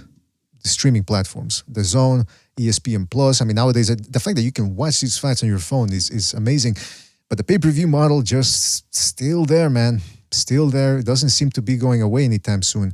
And this is interesting because now the UFC is starting to encroach upon boxing's territory, which has always been the Mexican holiday, Cinco de Mayo, which is like a pseudo-Mexican holiday, by the way. We don't really celebrate that. September the 16th, that's the Mexican independence, that's the big one. And now the UFC is starting to barge in on that. And this is what Dana White had to say. Apparently, they're opening a new venue in Las Vegas. And Dana White had to say this about his competition in boxing. He says, I'm just going to tell you right now, I will put on the greatest live combat sports event that anybody has ever seen at the Sphere. The Sphere, by the way, that's the new venue that I mentioned. On Mexican Independence Day, I effing guarantee it. I'm so in on this, it's not even funny. Well, it's a little funny. I don't like when people say that. It's not even funny. Well, it is funny sometimes. Don't tell me what to think. He says, you know what, I will spend the money to make it right, he said. Boxing's going to F around with them on the tickets. They don't have the money to do it. Now, this is the interesting part. He's saying boxing just doesn't have the infrastructure anymore to get the job done. He says, none of those bums have the money to do it. I'll do it. Seems like Dana White likes to talk a lot of smack. So this could just be him trying to rile his opposition up. When asked if a possible partnership between boxing promoters De La Hoya of Golden Boy and Bob Arum of Top Rank to stage a supercard of the Sphere could be a legitimate threat to the UFC's aspirations, White went on the offensive. Quote, they can join all the forces they want to join. Those guys, all they do is fight with each other. Who's going to spend the money? Who's going to be reimbursed? Who's going to get their money out first? I'll turn into a big fight. Eventually, I'll turn into a big fight and eventually turn into a lawsuit, and it will be an absolute fucking nightmare for the Sphere, he had to say. Good luck to them, he continued. What are they going to do? Oscar going to put up the money? Bob going to put up the money? Who's going to put up the money, he said. Both of them? Can't wait to see it. I can't wait to see it. You think they're going to put... Okay, so he just went... he turned into De Niro, by the way, just repeating the same thing over and over. And I got to tell you, it doesn't seem like it's all talk from Dana White anymore. He seems to be legitimately miffed by boxing and the fact that now it seems as if he's seeing a weak spot and he's going for it. He's going for the jugular. Again, it could be all talk, but makes you wonder, why is he talking about it now? Then he continued on by saying, I am obsessed. Nobody will do it better than we will. Talking about an event at the Sphere. That's a fact, he said. I don't care what they say. And he says, and listen, if boxing can go in there and they can put on an event and they can do it, more power to them. All right, so he's backtracking a little bit now. He says, you know what happens when a boxing event happens? It's a going out of business sale. Let's grab as much money as we possibly can and make one big fight with a shitty undercard. He's right on that front, let me tell you. When he's right, he's right. He says, let's not spend any money on production. Good luck seeing an effing replay. So yeah, man. I mean, look, when you talk about the when you talk about these events, for example, the Benavidez versus Andrade press conference, the music was too loud. There was nothing going on. And look, I get it. I've said it before. If there's not going to be any trash talking, okay, don't try to fake it because then it looks bad.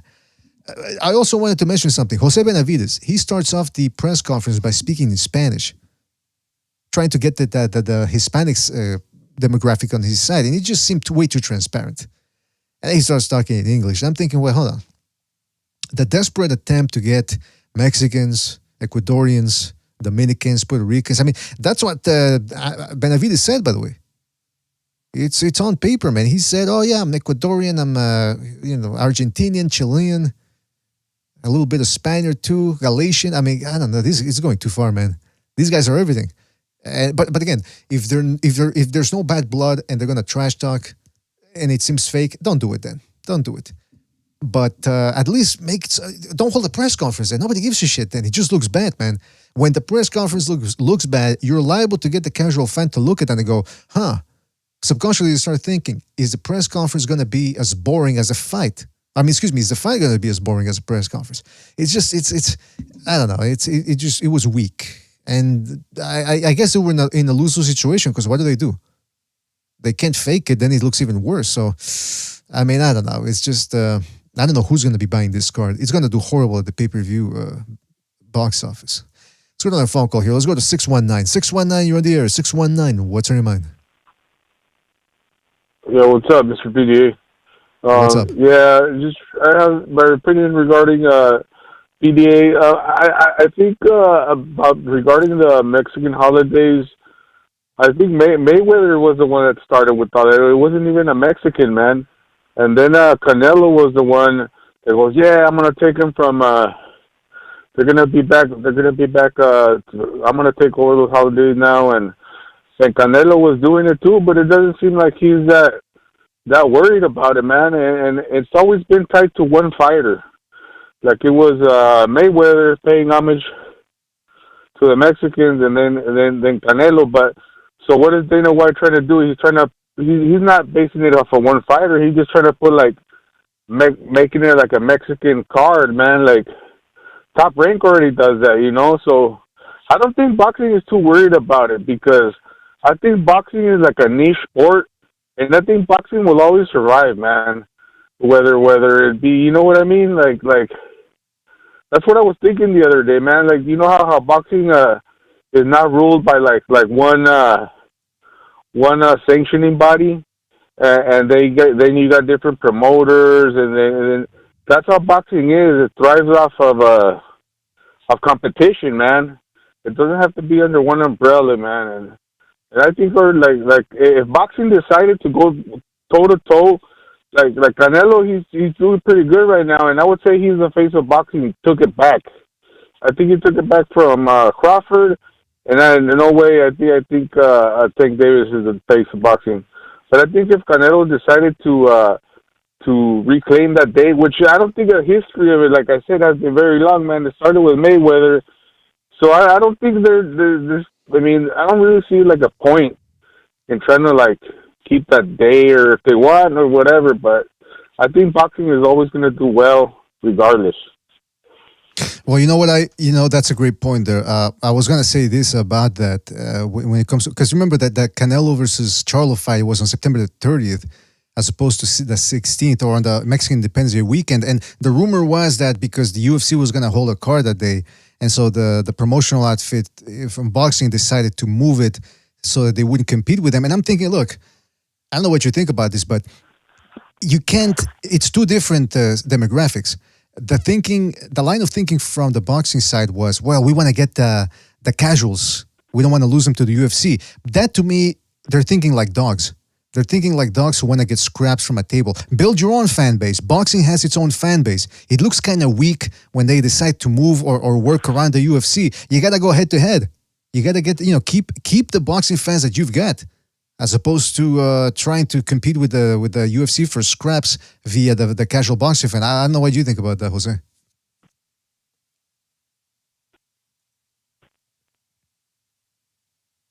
Oh shit, we got connection issues here.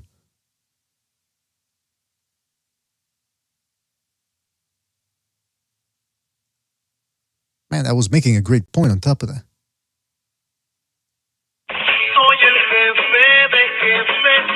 Okay. What the fuck? Wait, Jose, are you still there, man? Jose, are you still there, man? I hear music in the background, man. Could you get this copyrighted? Jose, are you still there? All right, I think that's enough. Shit, I accidentally hung up on the wrong person. Shout out to Ed Perez for his contribution with the super chat. He says, boxing is doing fine with the Latino community. Canelo stands alone as a face of boxing. Canelo ring walks are like concerts. I gotta tell you, I'm not a big fan of the ring walks, but you're right. He's still the number one guy. By the way, are we still on the air, man? I think we fell down. We fell through. I think we're still falling through here. Connection issues, man. Connection issues. Gosh darn it. We were doing well, man. With the I was on fire with the phone call. Can you believe it? I can't believe it. Shout out to you fellas. We are back indeed. I don't think the internet went out fully, because usually when the internet goes out, the phone lines break up as well. But that didn't happen this time. So I'm just gonna tell people out there to refresh in case the stream went down. Hasn't happened to me in a while, man. But indeed, okay. I believe we're still on the air, man. Let's go to a couple of phone calls here to see if we're still on the air. See if they work out. Hold on a second. 386, you're on the air. Can you hear me? 386. Loud and clear, bro. What's up, man? I think everything's back. I think everybody has to just refresh. No panic. The show goes on. Action Jackson. Show goes on. Action Jackson. Some people were badmouthing you. I forget who. It was a while back, about 17 calls back. Heard that. Yeah, what was that about? You want to retort? Well, yeah. Let me give a little. Get back. I think some people are so tied to Mexicano boxing, and listen, this has nothing to do with race. And I am from Florida, and if you guys want to come visit me in Florida, I welcome you anytime. But listen, I get it. You're Canelo fans, but I'm not trying to go down the road of like a Teddy Atlas, but there are better guys. There were better guys than Canelo. Salvador Sanchez, Barrera, Morales, Marquez, Julio. And you're getting tied over this guy Canelo, the face of boxing. He got beat by Triple G twice. He might have beat Triple G once. So he got beat up by an old Borat. So he lost to Lara, he lost to Mayweather, which I don't really give a lot of credit to that Mayweather win. He's a very good fighter. Let's not get it wrong, but I think honestly it's because of his red hair. His mom must have fucked some Irish guy, and they had Canelo, and that probably helped him. But he's not the best boxer ever. Like if you look at the greats, like you gotta look at Manny Pacquiao and Sugar Ray Robinson, like those two guys. Yeah, I don't know if anybody's calling him Sugar Ray Robinson or comparing him with Leonard or Chavez. Some people are with when it comes to the Mexican thing, but yeah, but that's what they're saying. Well, I guess it depends on where you're going with, man. But you're right, man. Hey, listen, some people going after. If people want to disagree or debate about who the best Mexican fighter of all time is, that's fine. But going after Action Jackson, that's taking a little too far. That's what I say. That's way too far. And then you're fucking with the wrong one as well. So, that's right. If you fuck with, BDA, we don't need to tell the people this, but who would your favorite? We're not talking about all about. Who would your top 5 Mexicano boxers be? Oh, come on. Well, first of all, let's get it right. No, come on. Not No, Mexicano. you come on. Well, yeah. So Let me tell you. Let me tell you. Chavez is still at the top of the mountain. Then you got Ruben Olivares. Then you got Miguel Canto, Zarate, Carlos Zarate. Salvador Sanchez is in there as well. Chiquita Gonzalez is a guy that doesn't get any love because he was in the lower weight divisions. Vicente Saldivar. And those are 5 guys. Yeah, I wouldn't even have put 4 of them on my list, but I'm just ignorant to maybe some of the Mexican boxing. But like you just named like 5 that are all better than Canelo. That I don't even know. I know him, but I don't better know. than Canelo. But I mean, listen, Juan Manuel Marquez is one of the best Mexican fighters of the last 25 years. I dare say Canelo. Maybe skills-wise, but Canelo has a good argument that he might have already surpassed him in terms of legacy. He never knocked out Manny Pacquiao. Well, you can't. How can Canelo be better than Marquez? And Marquez was a fucking genius. Fucking genius. Well, Canelo, you don't have to beat Pacquiao to be great. Jeff Horn beat Pacquiao. We're not going to say that that Horn is better than Pacquiao, but the point remains that it's going to be a debate that's going to be taking place for a long time, man. So you better gear up, man. Get yourself a nice drink. Yeah. Let me say 2 more things, BDA. Go ahead.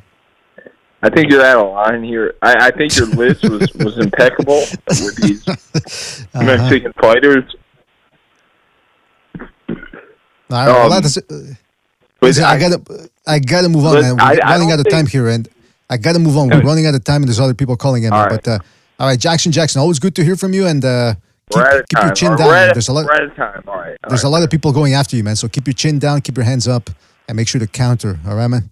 Take it easy out there, Action Jackson. Let's go to the phone call here. Let's go to 945. 945. You're on the air. 945. What's on your mind?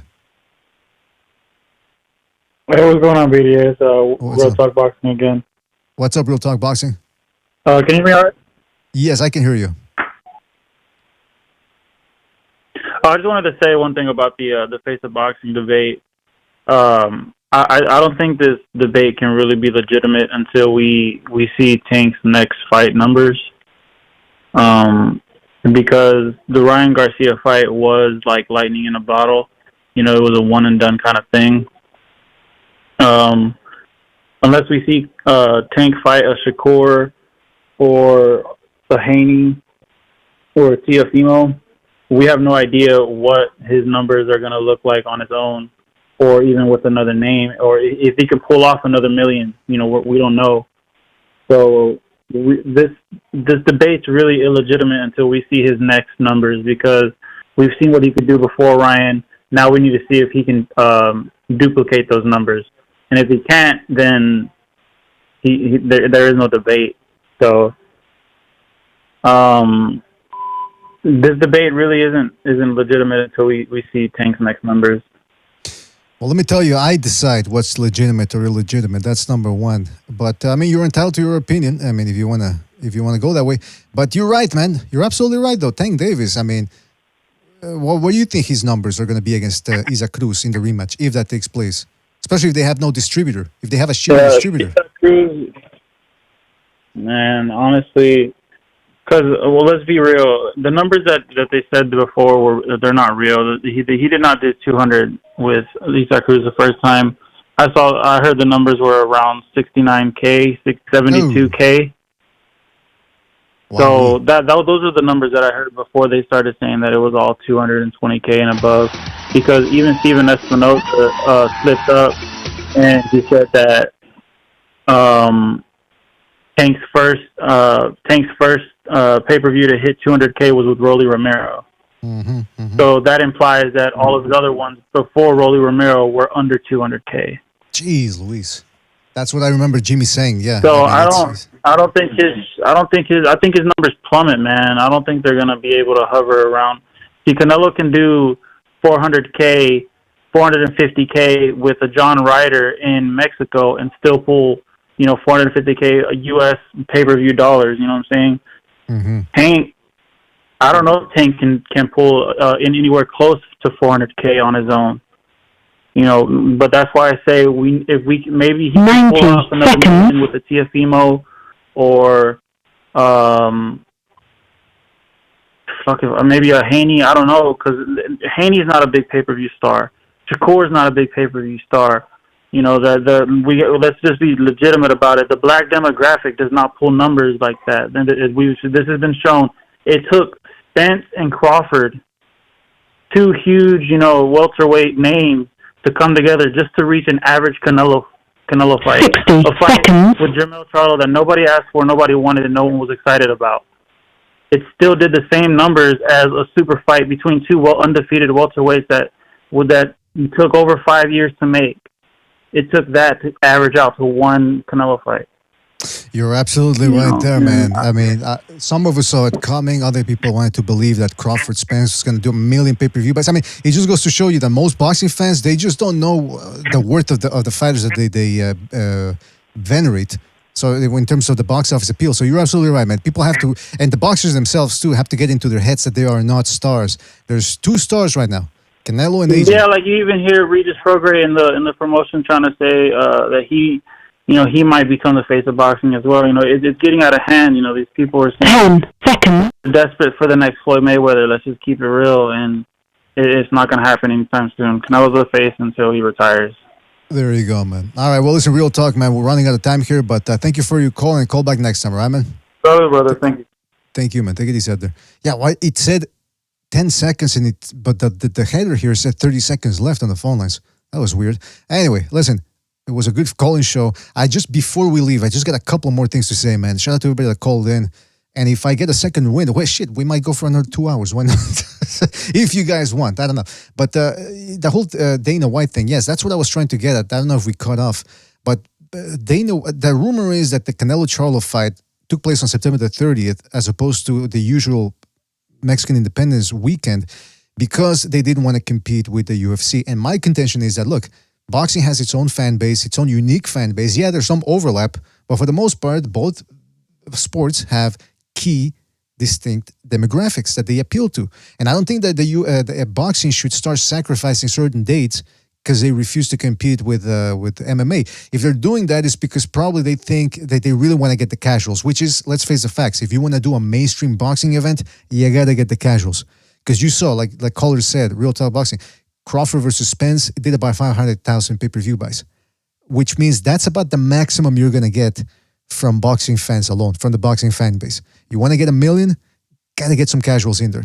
But at the same time, you can't be sacrificing dates because you're afraid, we're going to lose to the UFC. You lose to the UFC, you lose to the UFC. Chances are, with, let's say, Prograis Haney, for example, let's say it's going up against a UFC event. I hate to break it to these guys, but whether they hold it another day or the other, it's not going to be a big pay-per-view bonanza. So you got to stick to your guns too. Start building. And you know what? Here's the thing. We were talking about that, I believe, in the last episode. You want to revive boxing, you make the best fights possible, the best matchups possible. And the best matchups occur by proxy when you're enforcing the rules. If you enforce the rules, you make better fights. But if you allow clinching, bad decisions, cheating, elbowing, guess what? You're not going to get as good a fight as you can get. It's going to be marred. It's going to be sullied. And that drives away boxing fans. It might not happen overnight, but you give enough people enough duds, eventually people start saying, you know what, why am I spending money on this shit sport? That's the reality. So enforce the rules, make the best fights happen, stop putting these mismatches on pay-per-view, and maybe we'll get somewhere. Maybe. The other thing I wanted to mention about that was Demetrius Andrade versus Benavidez. Okay, we talked a little bit about that. Okay, let me just say this, man. Well, I don't know. I think we've been on for 2 hours. I'll say this. Just a preliminary preview of the Benavidez-Andrade card. Because again, if you guys want to buy it, buy it. If you don't want to buy it, don't buy it. And if you're not going to buy it and you're going to complain, by all means. Nobody should be telling you whether you can or can't complain. But my thing is, it's an intriguing matchup. Because Benavidez, if you would have asked me last year, hey, who do you think wins between Benavidez and Andrade? I would have said Benavidez, absolutely. Now I'm not so sure. Because I thought that the way he would beat Plant would be easier.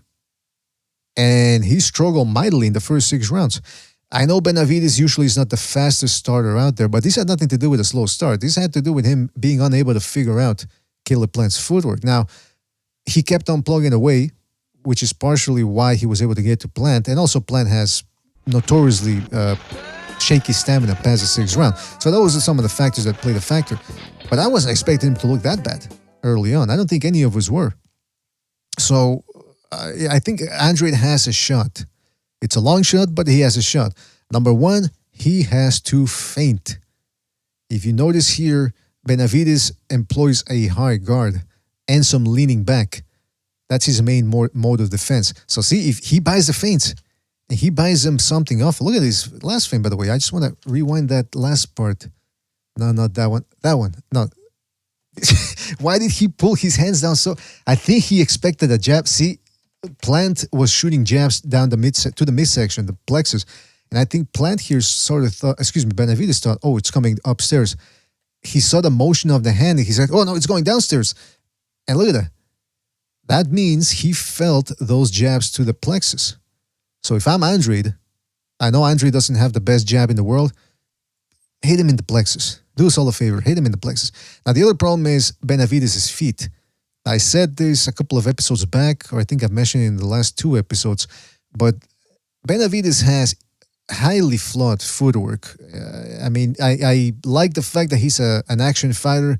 He goes for the knockout. He looks to put a beating on his opponents, but his footwork is not something that I would teach if I had to somebody, because there's a lot of things that he does badly, but he makes it work because he does have size on his side, and then on top of that he has power and hand speed.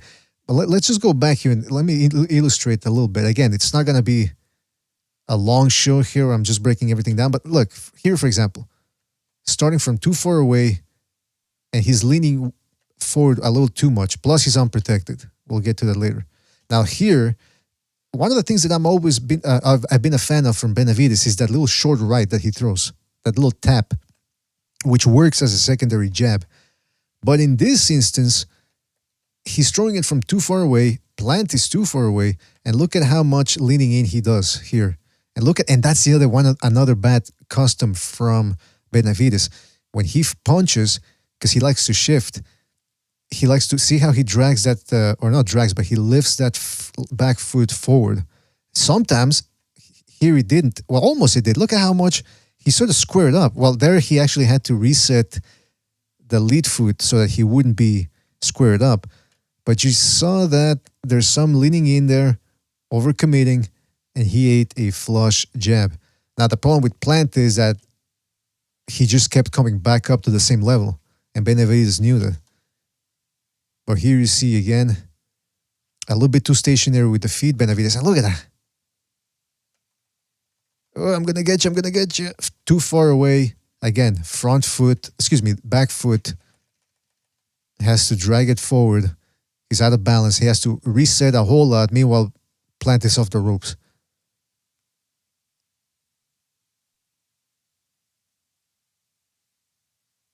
Now, in this instance, see how he squared up a little bit with the feet there? It would appear so. But in any event, he's trying to counter, but look at how much in place he is, and look at how a fleet-footed guy can actually turn around him and keep it. Look at now Benavidez. If he wants to get that Plant, he has to reset. See how he has to reset his feet and keep going forward. So there is something to exploit there from Andrade's point of view. Let me see if I got a couple more clips here that I wanted to slow down. See, again, his chat in the Discord was saying, Benavidez could have stopped Plant if he had employed a couple of boxing skills. It's true, man. Here he is shifting, leaning forward. See here how he gets. This is the 5th round. You can tell he's getting a little impatient. He manages to smother his own work. Look at this. He's trying to shift at the same time. He's going to get his ass knocked down again, by the way, one of these days. Whenever he fights someone that's way, and then he falls into the ropes and allows Plant to just circle away.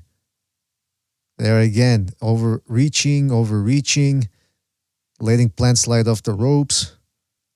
I mean, he's making Plant work, but the question then becomes, what if he's fighting a guy who's not as frantic as Caleb Plant? Because Caleb Plant, you can tell he's wasting a lot of movement too here.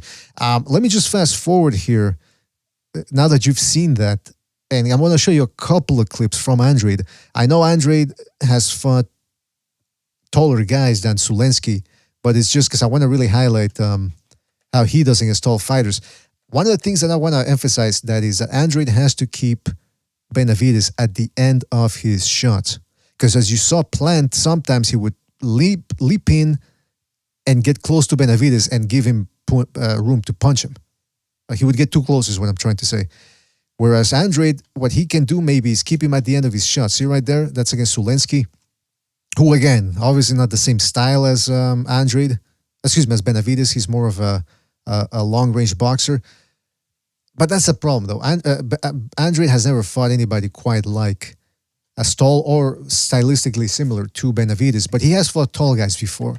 I would invite you to watch the Atlantis Fox fight and the Willie Nelson fight. Those are some tall guys. But anyway, the other tall guy, and I think one of his best opponents, is Zulensky. And as you can tell here, he's keeping him at the end of the shots. So picture Benavidez in the place of Zulensky. He likes to counter, right? He's not going to be able to counter if if Andrade maintains the distance here. Same thing here. See that? That little move right there.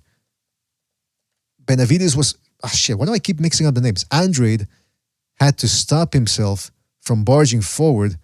And then, he has Zulensky on the ropes. He takes a little jab, but then takes out, see that little step there?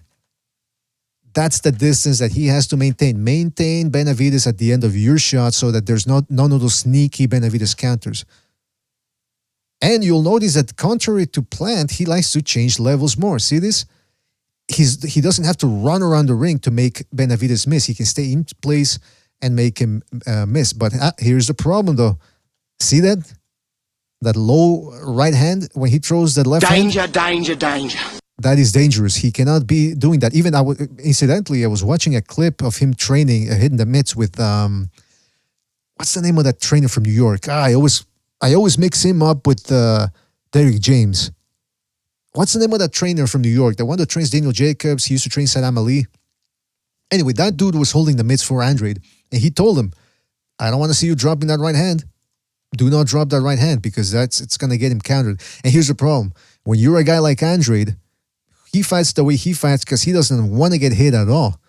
If he starts taking shots, is he going to recede into a shell, or is he actually going to go nuts and his technique goes out the window and he gets his ass knocked out? He has to make everything tight, is what I'm saying. Nice and tight, like my women. Real quick in the chat, JDA says, Rozier, yes, thank you. Grim Reaper 2 and Mars. Yeah, Andrew Rozier, yeah. There was a clip that recently on the Twitter that was showing Andrade working with Rozier, and Rozier told him, what the fuck are you doing? Dropping that right hand when you throw to your left. And that's something that he's been doing, Andrade has, for a while. But here's some more of Andrade changing levels. Look at that. See, when he wants to go on the defensive, it's quite hard. And see, you saw the clips that I was showing you of Benavidez sort of overshooting the mark. This is what Andrade can do all night long. But the big question is the gas tank, man. That gas tank from Andrade, I just don't trust it. And in terms of maintaining the range, well, Caleb Plant didn't always succeed in doing it, hence why he lost the fight.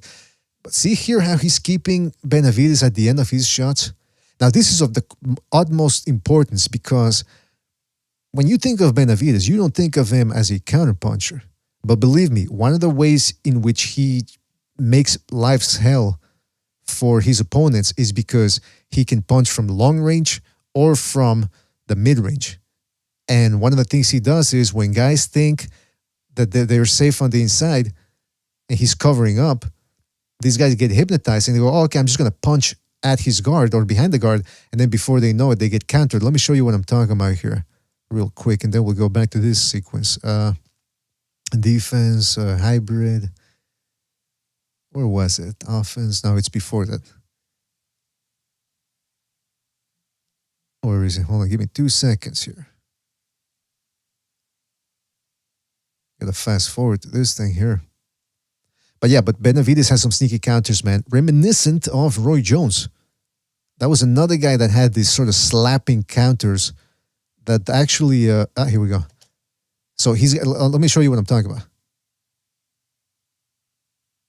He's pretty quick on the counter punching trigger. See, like right there. Caleb Plant says, okay, this is the second round. So at this point, he knows, okay, every time I throw something, Benavidez just covers up. So let me try to go set my feet here and try to get him with something big. And then before he knows it, he gets countered. Now, another problem, though, that I want to highlight here from Benavidez, notice how sometimes he'll cover up and sometimes he'll lean back. But then other times he'll try to counter while he's leaning back. Look at his feet. See how squared up he is? And then he's leaning back. So he's training with Caleb Plant while he's leaning back. He's going to get his ass dropped one of these days. See how he's got his weight on his heels? That's why he's being driven back. Now that can play a negative impact on him because A, he can get dropped, or B, even if nothing really landed, see right there, one judge might not see that Caleb Plant missed. He might think, oh, it actually kind of looked like it landed. And then they see Benavidez being driven backward and they go, oh, that punch must have landed. And that's a scoring blow right there. Ah, shit. Excuse me. I forgot. Sorry. People, was somebody saying we can't see Bozo? Hold on a second. How much did we miss? And why is it... yeah, okay, hold on a second. Let me rewind here for you, fellas. Sorry about that. It's late at night here, and we're almost done. What I'm talking about was that Benavidez can actually counter pretty quickly, right there. But look at how Benavidez is squared up. See his feet on a parallel line? And then he's leaning back while trading. So he's going to get his ass knocked down. And again, I reiterate what I just said.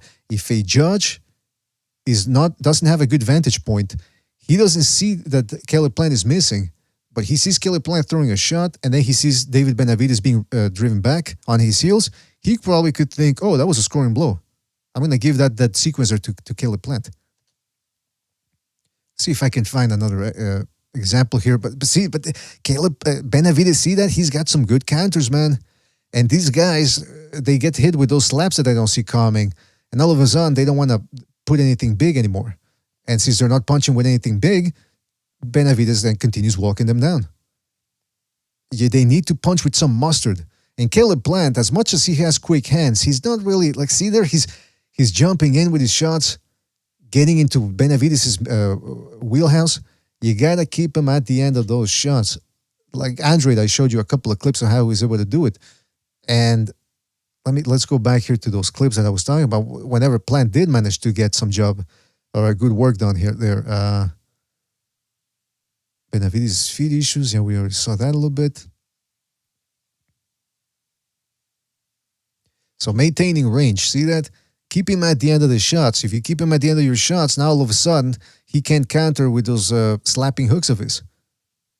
And see, a couple of jabs to the midsection there. Start bringing his hands down a little bit.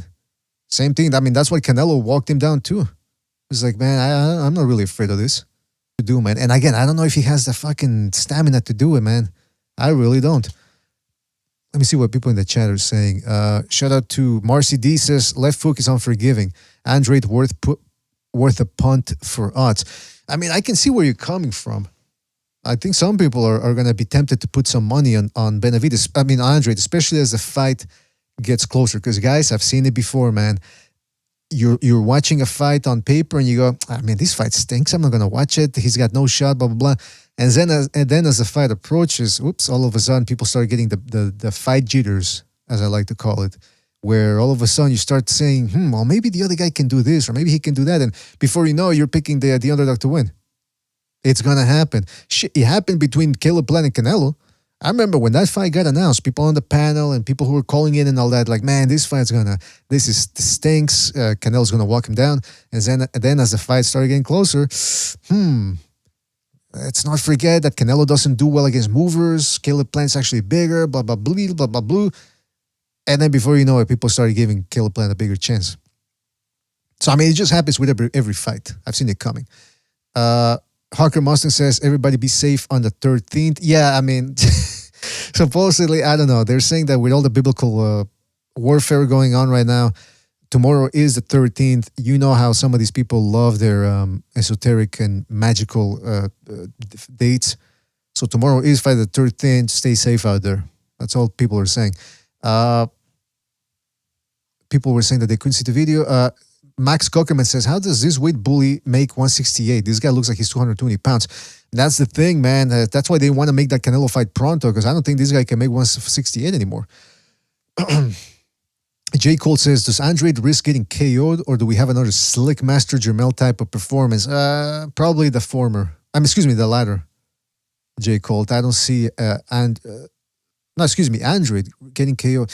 Yeah, probably the latter. I see him maybe trying to get on his back foot. He's going to run out of steam at some point. I mean, why wouldn't he? Unless stylistically what I'm talking about happens, where he's actually darting around Benavidez and keeps changing levels, and Benavidez has to punch down and he just can't get to him. Maybe Andrade can do that easily for 12 rounds. But I don't see it, man, because if Jack Colkey got him tired, if Liam Williams got him tired, if Vanis Martirosyan gave him hell, he even ran out of steam against Zulensky. And that was a fight he was having his way with Zulensky from a defensive standpoint. So he's running out of gas against those guys. You don't think that this weight bully in Benavidez is going to do it to him? JVX88, shout out to him for his contribution with the super chat. He says, Canelo posted a video of him doing road work today.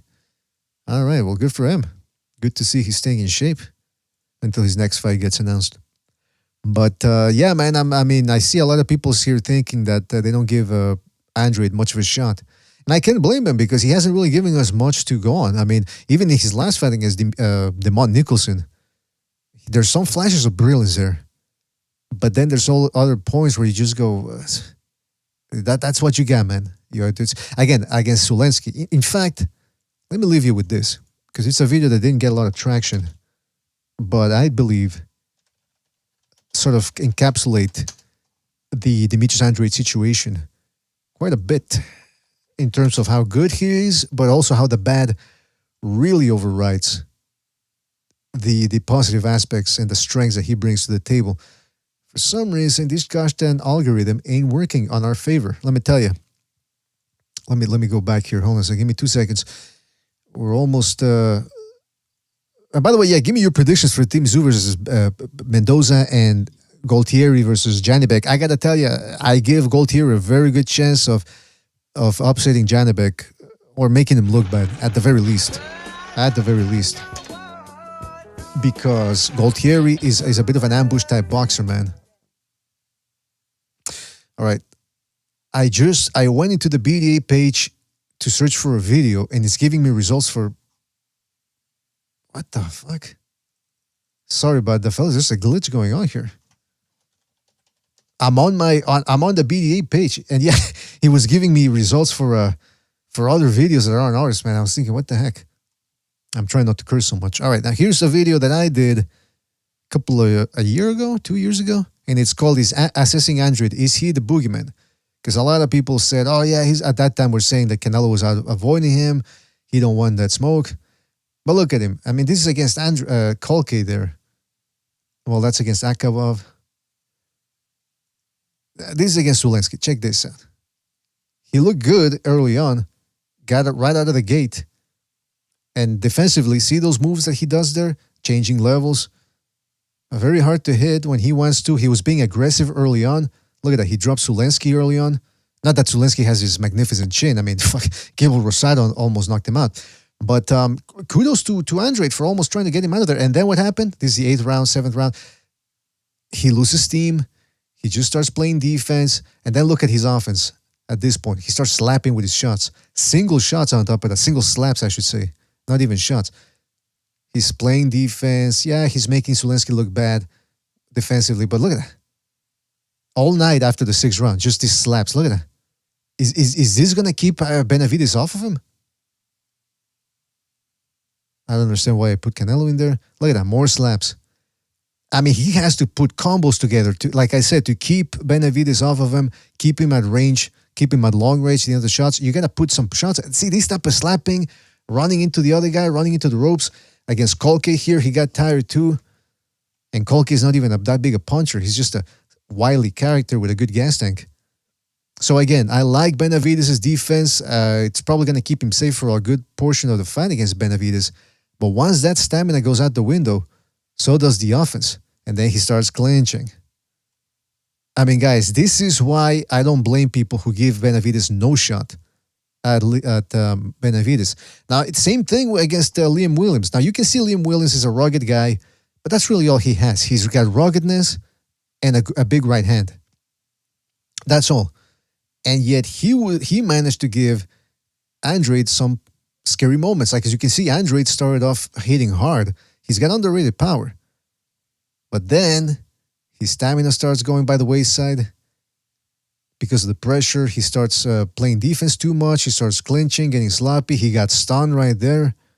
Now, for the people that say, well, if Liam Williams gave him hell, I can't imagine what Benavidez is going to do. I agree with that to a certain extent. Keep in mind that Liam Williams is a different fighter than Benavidez. He's a short, stocky fighter, whereas Benavidez is a long-range, tall guy. So the dynamic is probably going to be different there.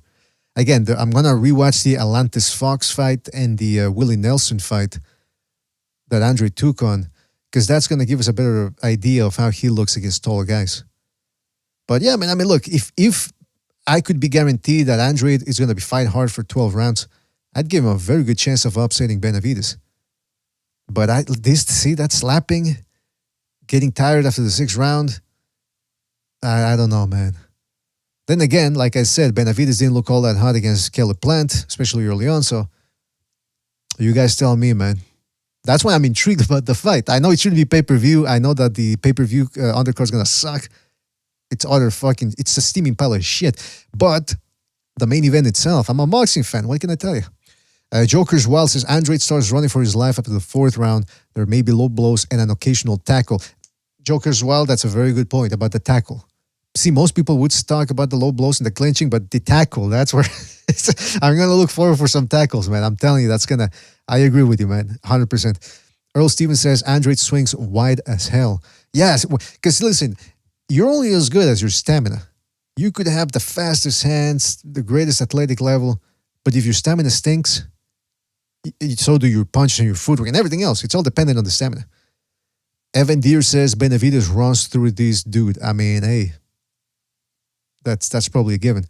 Joker's Wild says, don't be surprised if Andrade starts to get a disqualification to offset the loss to save face. I can see that happening, man.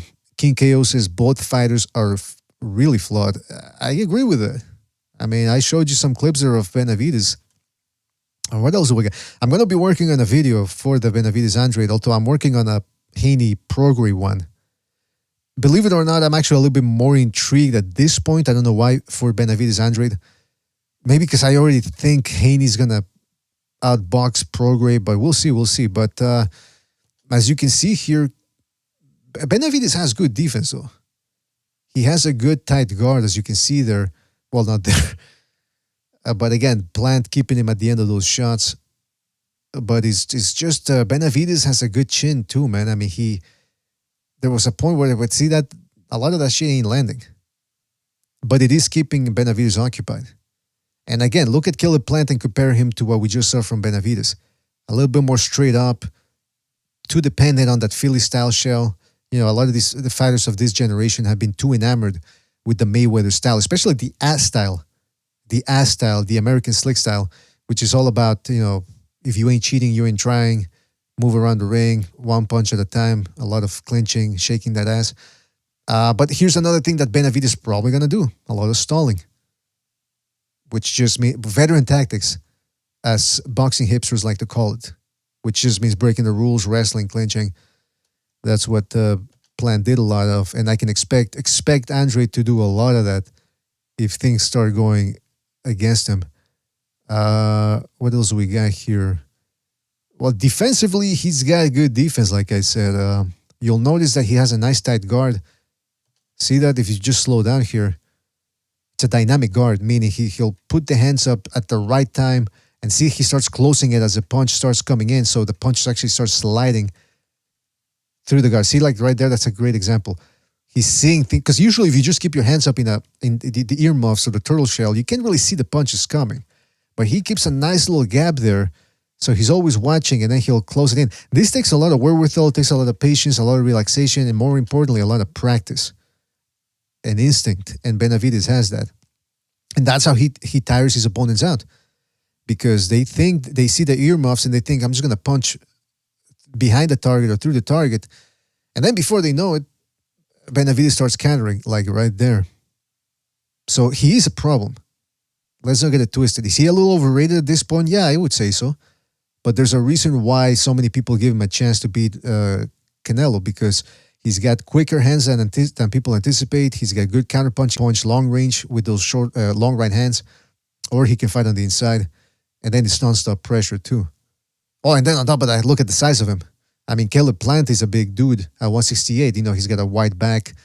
He's tall for the weight too. On top of that, this right hand that I'm talking about, which sort of functions as a secondary jab, that is what I like to call the southpaw killer. Because, you know, remember, Whitaker, he gave a lot of people trouble. And one of the reasons why Felix Trinidad was able to dominate him was because he had a similar punch where he can just tap you with that right. And it doesn't look like much, but you start getting hit with that 6, 7 times, round after round. Eventually it starts getting to guys. And then based off of that right hand, you can start mixing up other combos. So that head movement, with his, upper body movement, he's liable to get hit with those right hands. So, man, that's all I wanted to emphasize there for the moment about that. It's an intriguing fight, but it seems if you're there, man, I'm curious to hear maybe if you watch some of the video that I was posting, if you can give me your preliminary assessment about that fight, because I'm curious to hear what you have to say so far about this at the moment. I'm gonna call you, see if you're still there. I thought I saw him. He was. We'll see if he answers. Marcy D says punch volume could be a detriment, or could be too much for Andrade. Yeah, possibly. Omar Sinclair says Benavidez ain't no Trinidad. Trinidad has solid fundamentals.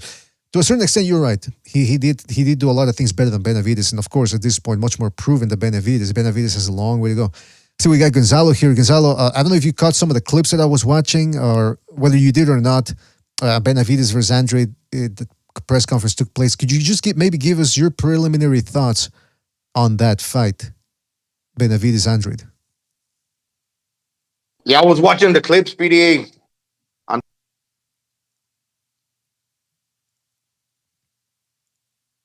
Gonzalo, I can't hear you, man. So just rewind 5 seconds because we couldn't hear you, man. Yeah, the southpaw killer and tapping right hands round after round. Those could prove to be annoying and damaging after a while. Preliminary thoughts on Andrade Benavidez, the same. He breaks them down probably around 8 or 9 rounds. He'll put up a good fight for the first 3 or 4 rounds with his, like I mentioned, and I think you agreed, with his dazzling boxing skills. Mm-hmm. But once the fight starts playing out, I think he's gonna become a little bit sloppy, and them shots are gonna start getting a little bit wider, and that'll prove to be the space and the openings that Benavidez needs to land. Like you said, them quick counters at the mid range, and then he'll just start putting more pressure. Now, what about this though? When I talked about the Benavidez, Andrade, I don't know why I keep confusing those fucking names. When Andrade starts fighting off the waist movement, like Pernell Whitaker or Tevin Farmer, where he bends down at the waist and starts shuffling away, do you think Benavidez is going to be able to figure that out? I believe so, because he's going to be able to punch down, and he's got quick hands, like you said. Maybe not the hardest puncher, but them shots with the 2 hands, kind of in between the slap and a pity pad, but at the same time, he got a lot of weight behind them because of the size, the weight behind. Tired, but that's a skill. Why are they doing it? Is he getting a little tired? If a fighter got experience like the opponent and can learn how to exploit that, like Canelo did against Billy Joe Saunders, when you're leaning down.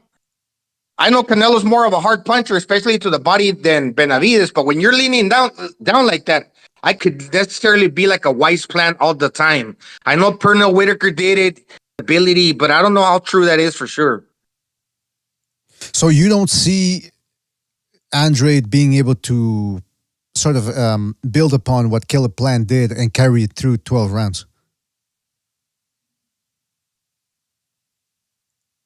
I'm not so sure, BD, because for me, Andrade, like you said, he's got power early, but once he starts becoming a little bit wider and the shots are not shooting down the middle like an arrow, and he becomes a little bit slower, he loses pop. And then when he starts losing conditioning, and he really loses steam off all his shots, and I think that's why he's bending at the waist, because he's trying to look for an alternative solution on how to get to his opponent. It's not via throwing them straight shots like an arrow once again, like where it can really hurt you. And can he build? It's not like he's really building at anything. He's just really like becoming less of a fighter every time as the fight starts growing older. As the round starts passing by, he becomes less of a fighter. Now, can he be a little bit tricky, like you mentioned, and give the appearance that he's building upon something? Maybe, but I don't see it like that. I just think he's just getting weaker as the fight goes on.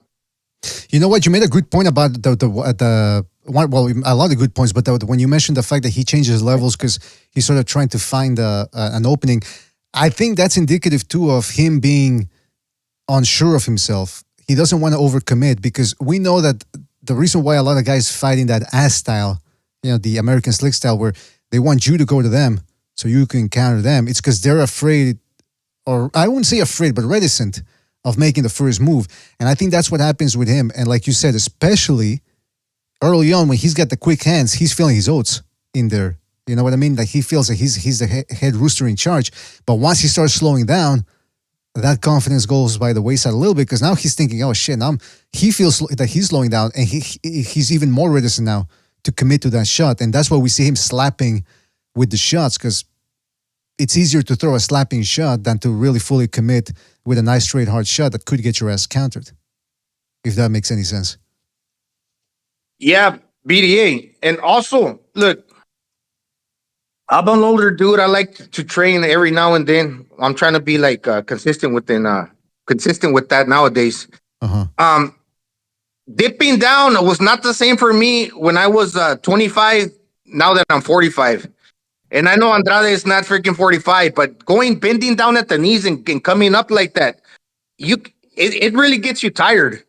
That's something that I want to improve on, my waist movement and getting a little spring on my legs to get more power underneath my shots. And I saw Jake Paul training like that, where he was sitting down on a chair and popping back up and hitting the wrecking ball, because obviously he's training with the boxing coach. Somebody's telling him to do that. But if you're going down just to get a different observation on your opponent, to basically pick your shot, that really wears on your legs, man. The only reason that I would see somebody doing it effectively is to get power underneath your shots. Like I said, Jake Paul was being taught by some trainer to do. And I'm not saying that doesn't provide you with a different look. Yeah, it certainly can, but you're just getting more tired doing that, in my opinion. It's like doing a squat. You're right, and that's what he likes to do a lot of. And at some point when he's that age, if he's going to be doing that move all the time, it's going to take away energy from the offense. In other words, he can't be doing both at the same time at that age, unless he's on some good supplements. Maybe you know what I mean. So that's another good point. And probably also, you think BDA also, it kind of gives your opponent a indicator, like you're telegraphing your movement. Every time this dude's dipping low, he's looking to get me on a counter. And if Benavidez to just let them hands fly, he's going to certainly understand how to anticipate those type of movement, those type of punches before even he throws a punch, with the movement of dipping down like that. Yeah, exactly. And that's, maybe at some point the other guy also knows, if he's dipping down that way, there's not much he can do to me. So I'm just going to barge forward and try to get at him. Yeah, man, I don't know. We'll see what happens with that. That's a good point. That's true. Who's saying that? Hold on. There's somebody in the chat. 1,000 faces, 1,000 places says, I used to favor Benavidez, but after watching that Caleb fight, I don't think he stands a real chance. His footwork was trash in that fight. I think as long as Canelo uses good movement, he'll be straight. Okay, he's talking about Benavidez versus Canelo, I think. I thought he was talking about Benavidez versus Andrade. That he picks Andrade unequivocally. I was saying, whoa. But yeah, I mean, look. I think at the end of the day, Gonzalo, what you're saying is that offense wins fights, and Benavidez can have good defense. He can maybe frustrate Benavidez, but the feet ain't gonna win him the fight, or the feet alone, rather.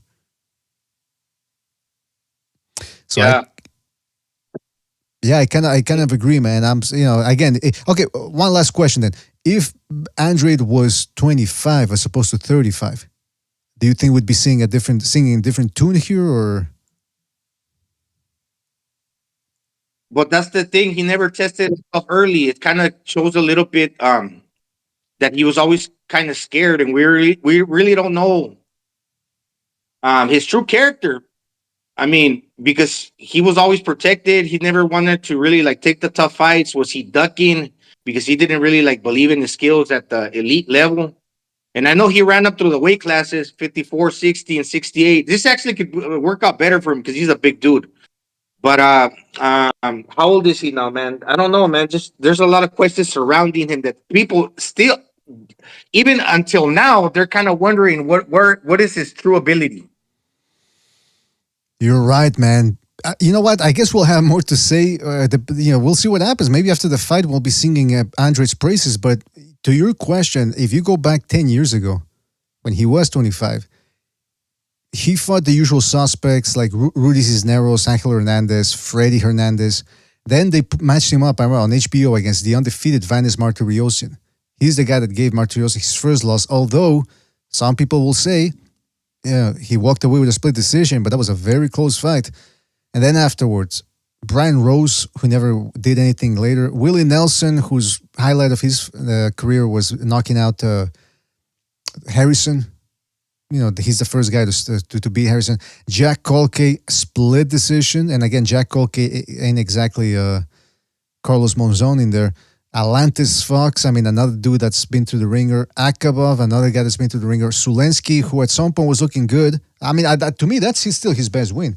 And then you got Luke Keeler, Liam Williams, Jason Quigley, Demond Nicholson. Hey, this whole excuse about, nobody wants to fight me can only take you so far. Especially when you're struggling with guys like fucking Sulensky and Liam Williams and Kolke. So, I don't know. I think he did it to himself, Gonzalo. And you're right. A 25-year-old Benavidez versus 25-year-old Andrade might go the same way. But we'll see, man. I'm looking forward to that one. Why not? But anyway, listen, we got to go, man. I just wanted to get your thoughts on that fight. And we'll be back. I think maybe tomorrow, it's going to be an Open Lines Friday show. So stay tuned for that one, fellas. Everybody can jump in on the Discord for that one. We'll also be probably going live after the fights this Saturday. Mendoza versus Tim Zhu and Goltieri versus Johnny Beck. So stay tuned for those fights, fellas. And that's about it. Shout out to everybody that called in. Everybody that donated with a super chat. I'm talking about, who was here? Hold on a second. The guys that donated, Chris K, shout out to Chris K, SSC. Shout out to you guys. Shout out to Nicholas Argyros as well for his contribution. Ed Perez. In fact, I think I missed a couple of super chats. Oh, excuse me. Shout out to Ed Perez for his contribution with the super chat. He said boxing is doing fine with the Latino community. Canelo stands alone as the face of boxing. Canelo's ring walks are like concerts. Okay, I did read that one. Yes. So shout out to Ed Perez. Shout out to Vladdy V for his contribution with the super chat. He said, great show, BDA. Nelo is still a face. His numbers speak louder than LDBC fangirls. One can argue that Jake Paul is more of the face of boxing than Tank, since he pulls more pay-per-view numbers. When's the next Second Renaissance going to be, by the way? Second Renaissance, definitely got to go back there and do some Halloween shows before the end of October. We did a show about the situation in the Middle East, but I put it private because I thought it got a little too heated. But we'll be back with possibly before the end of the week.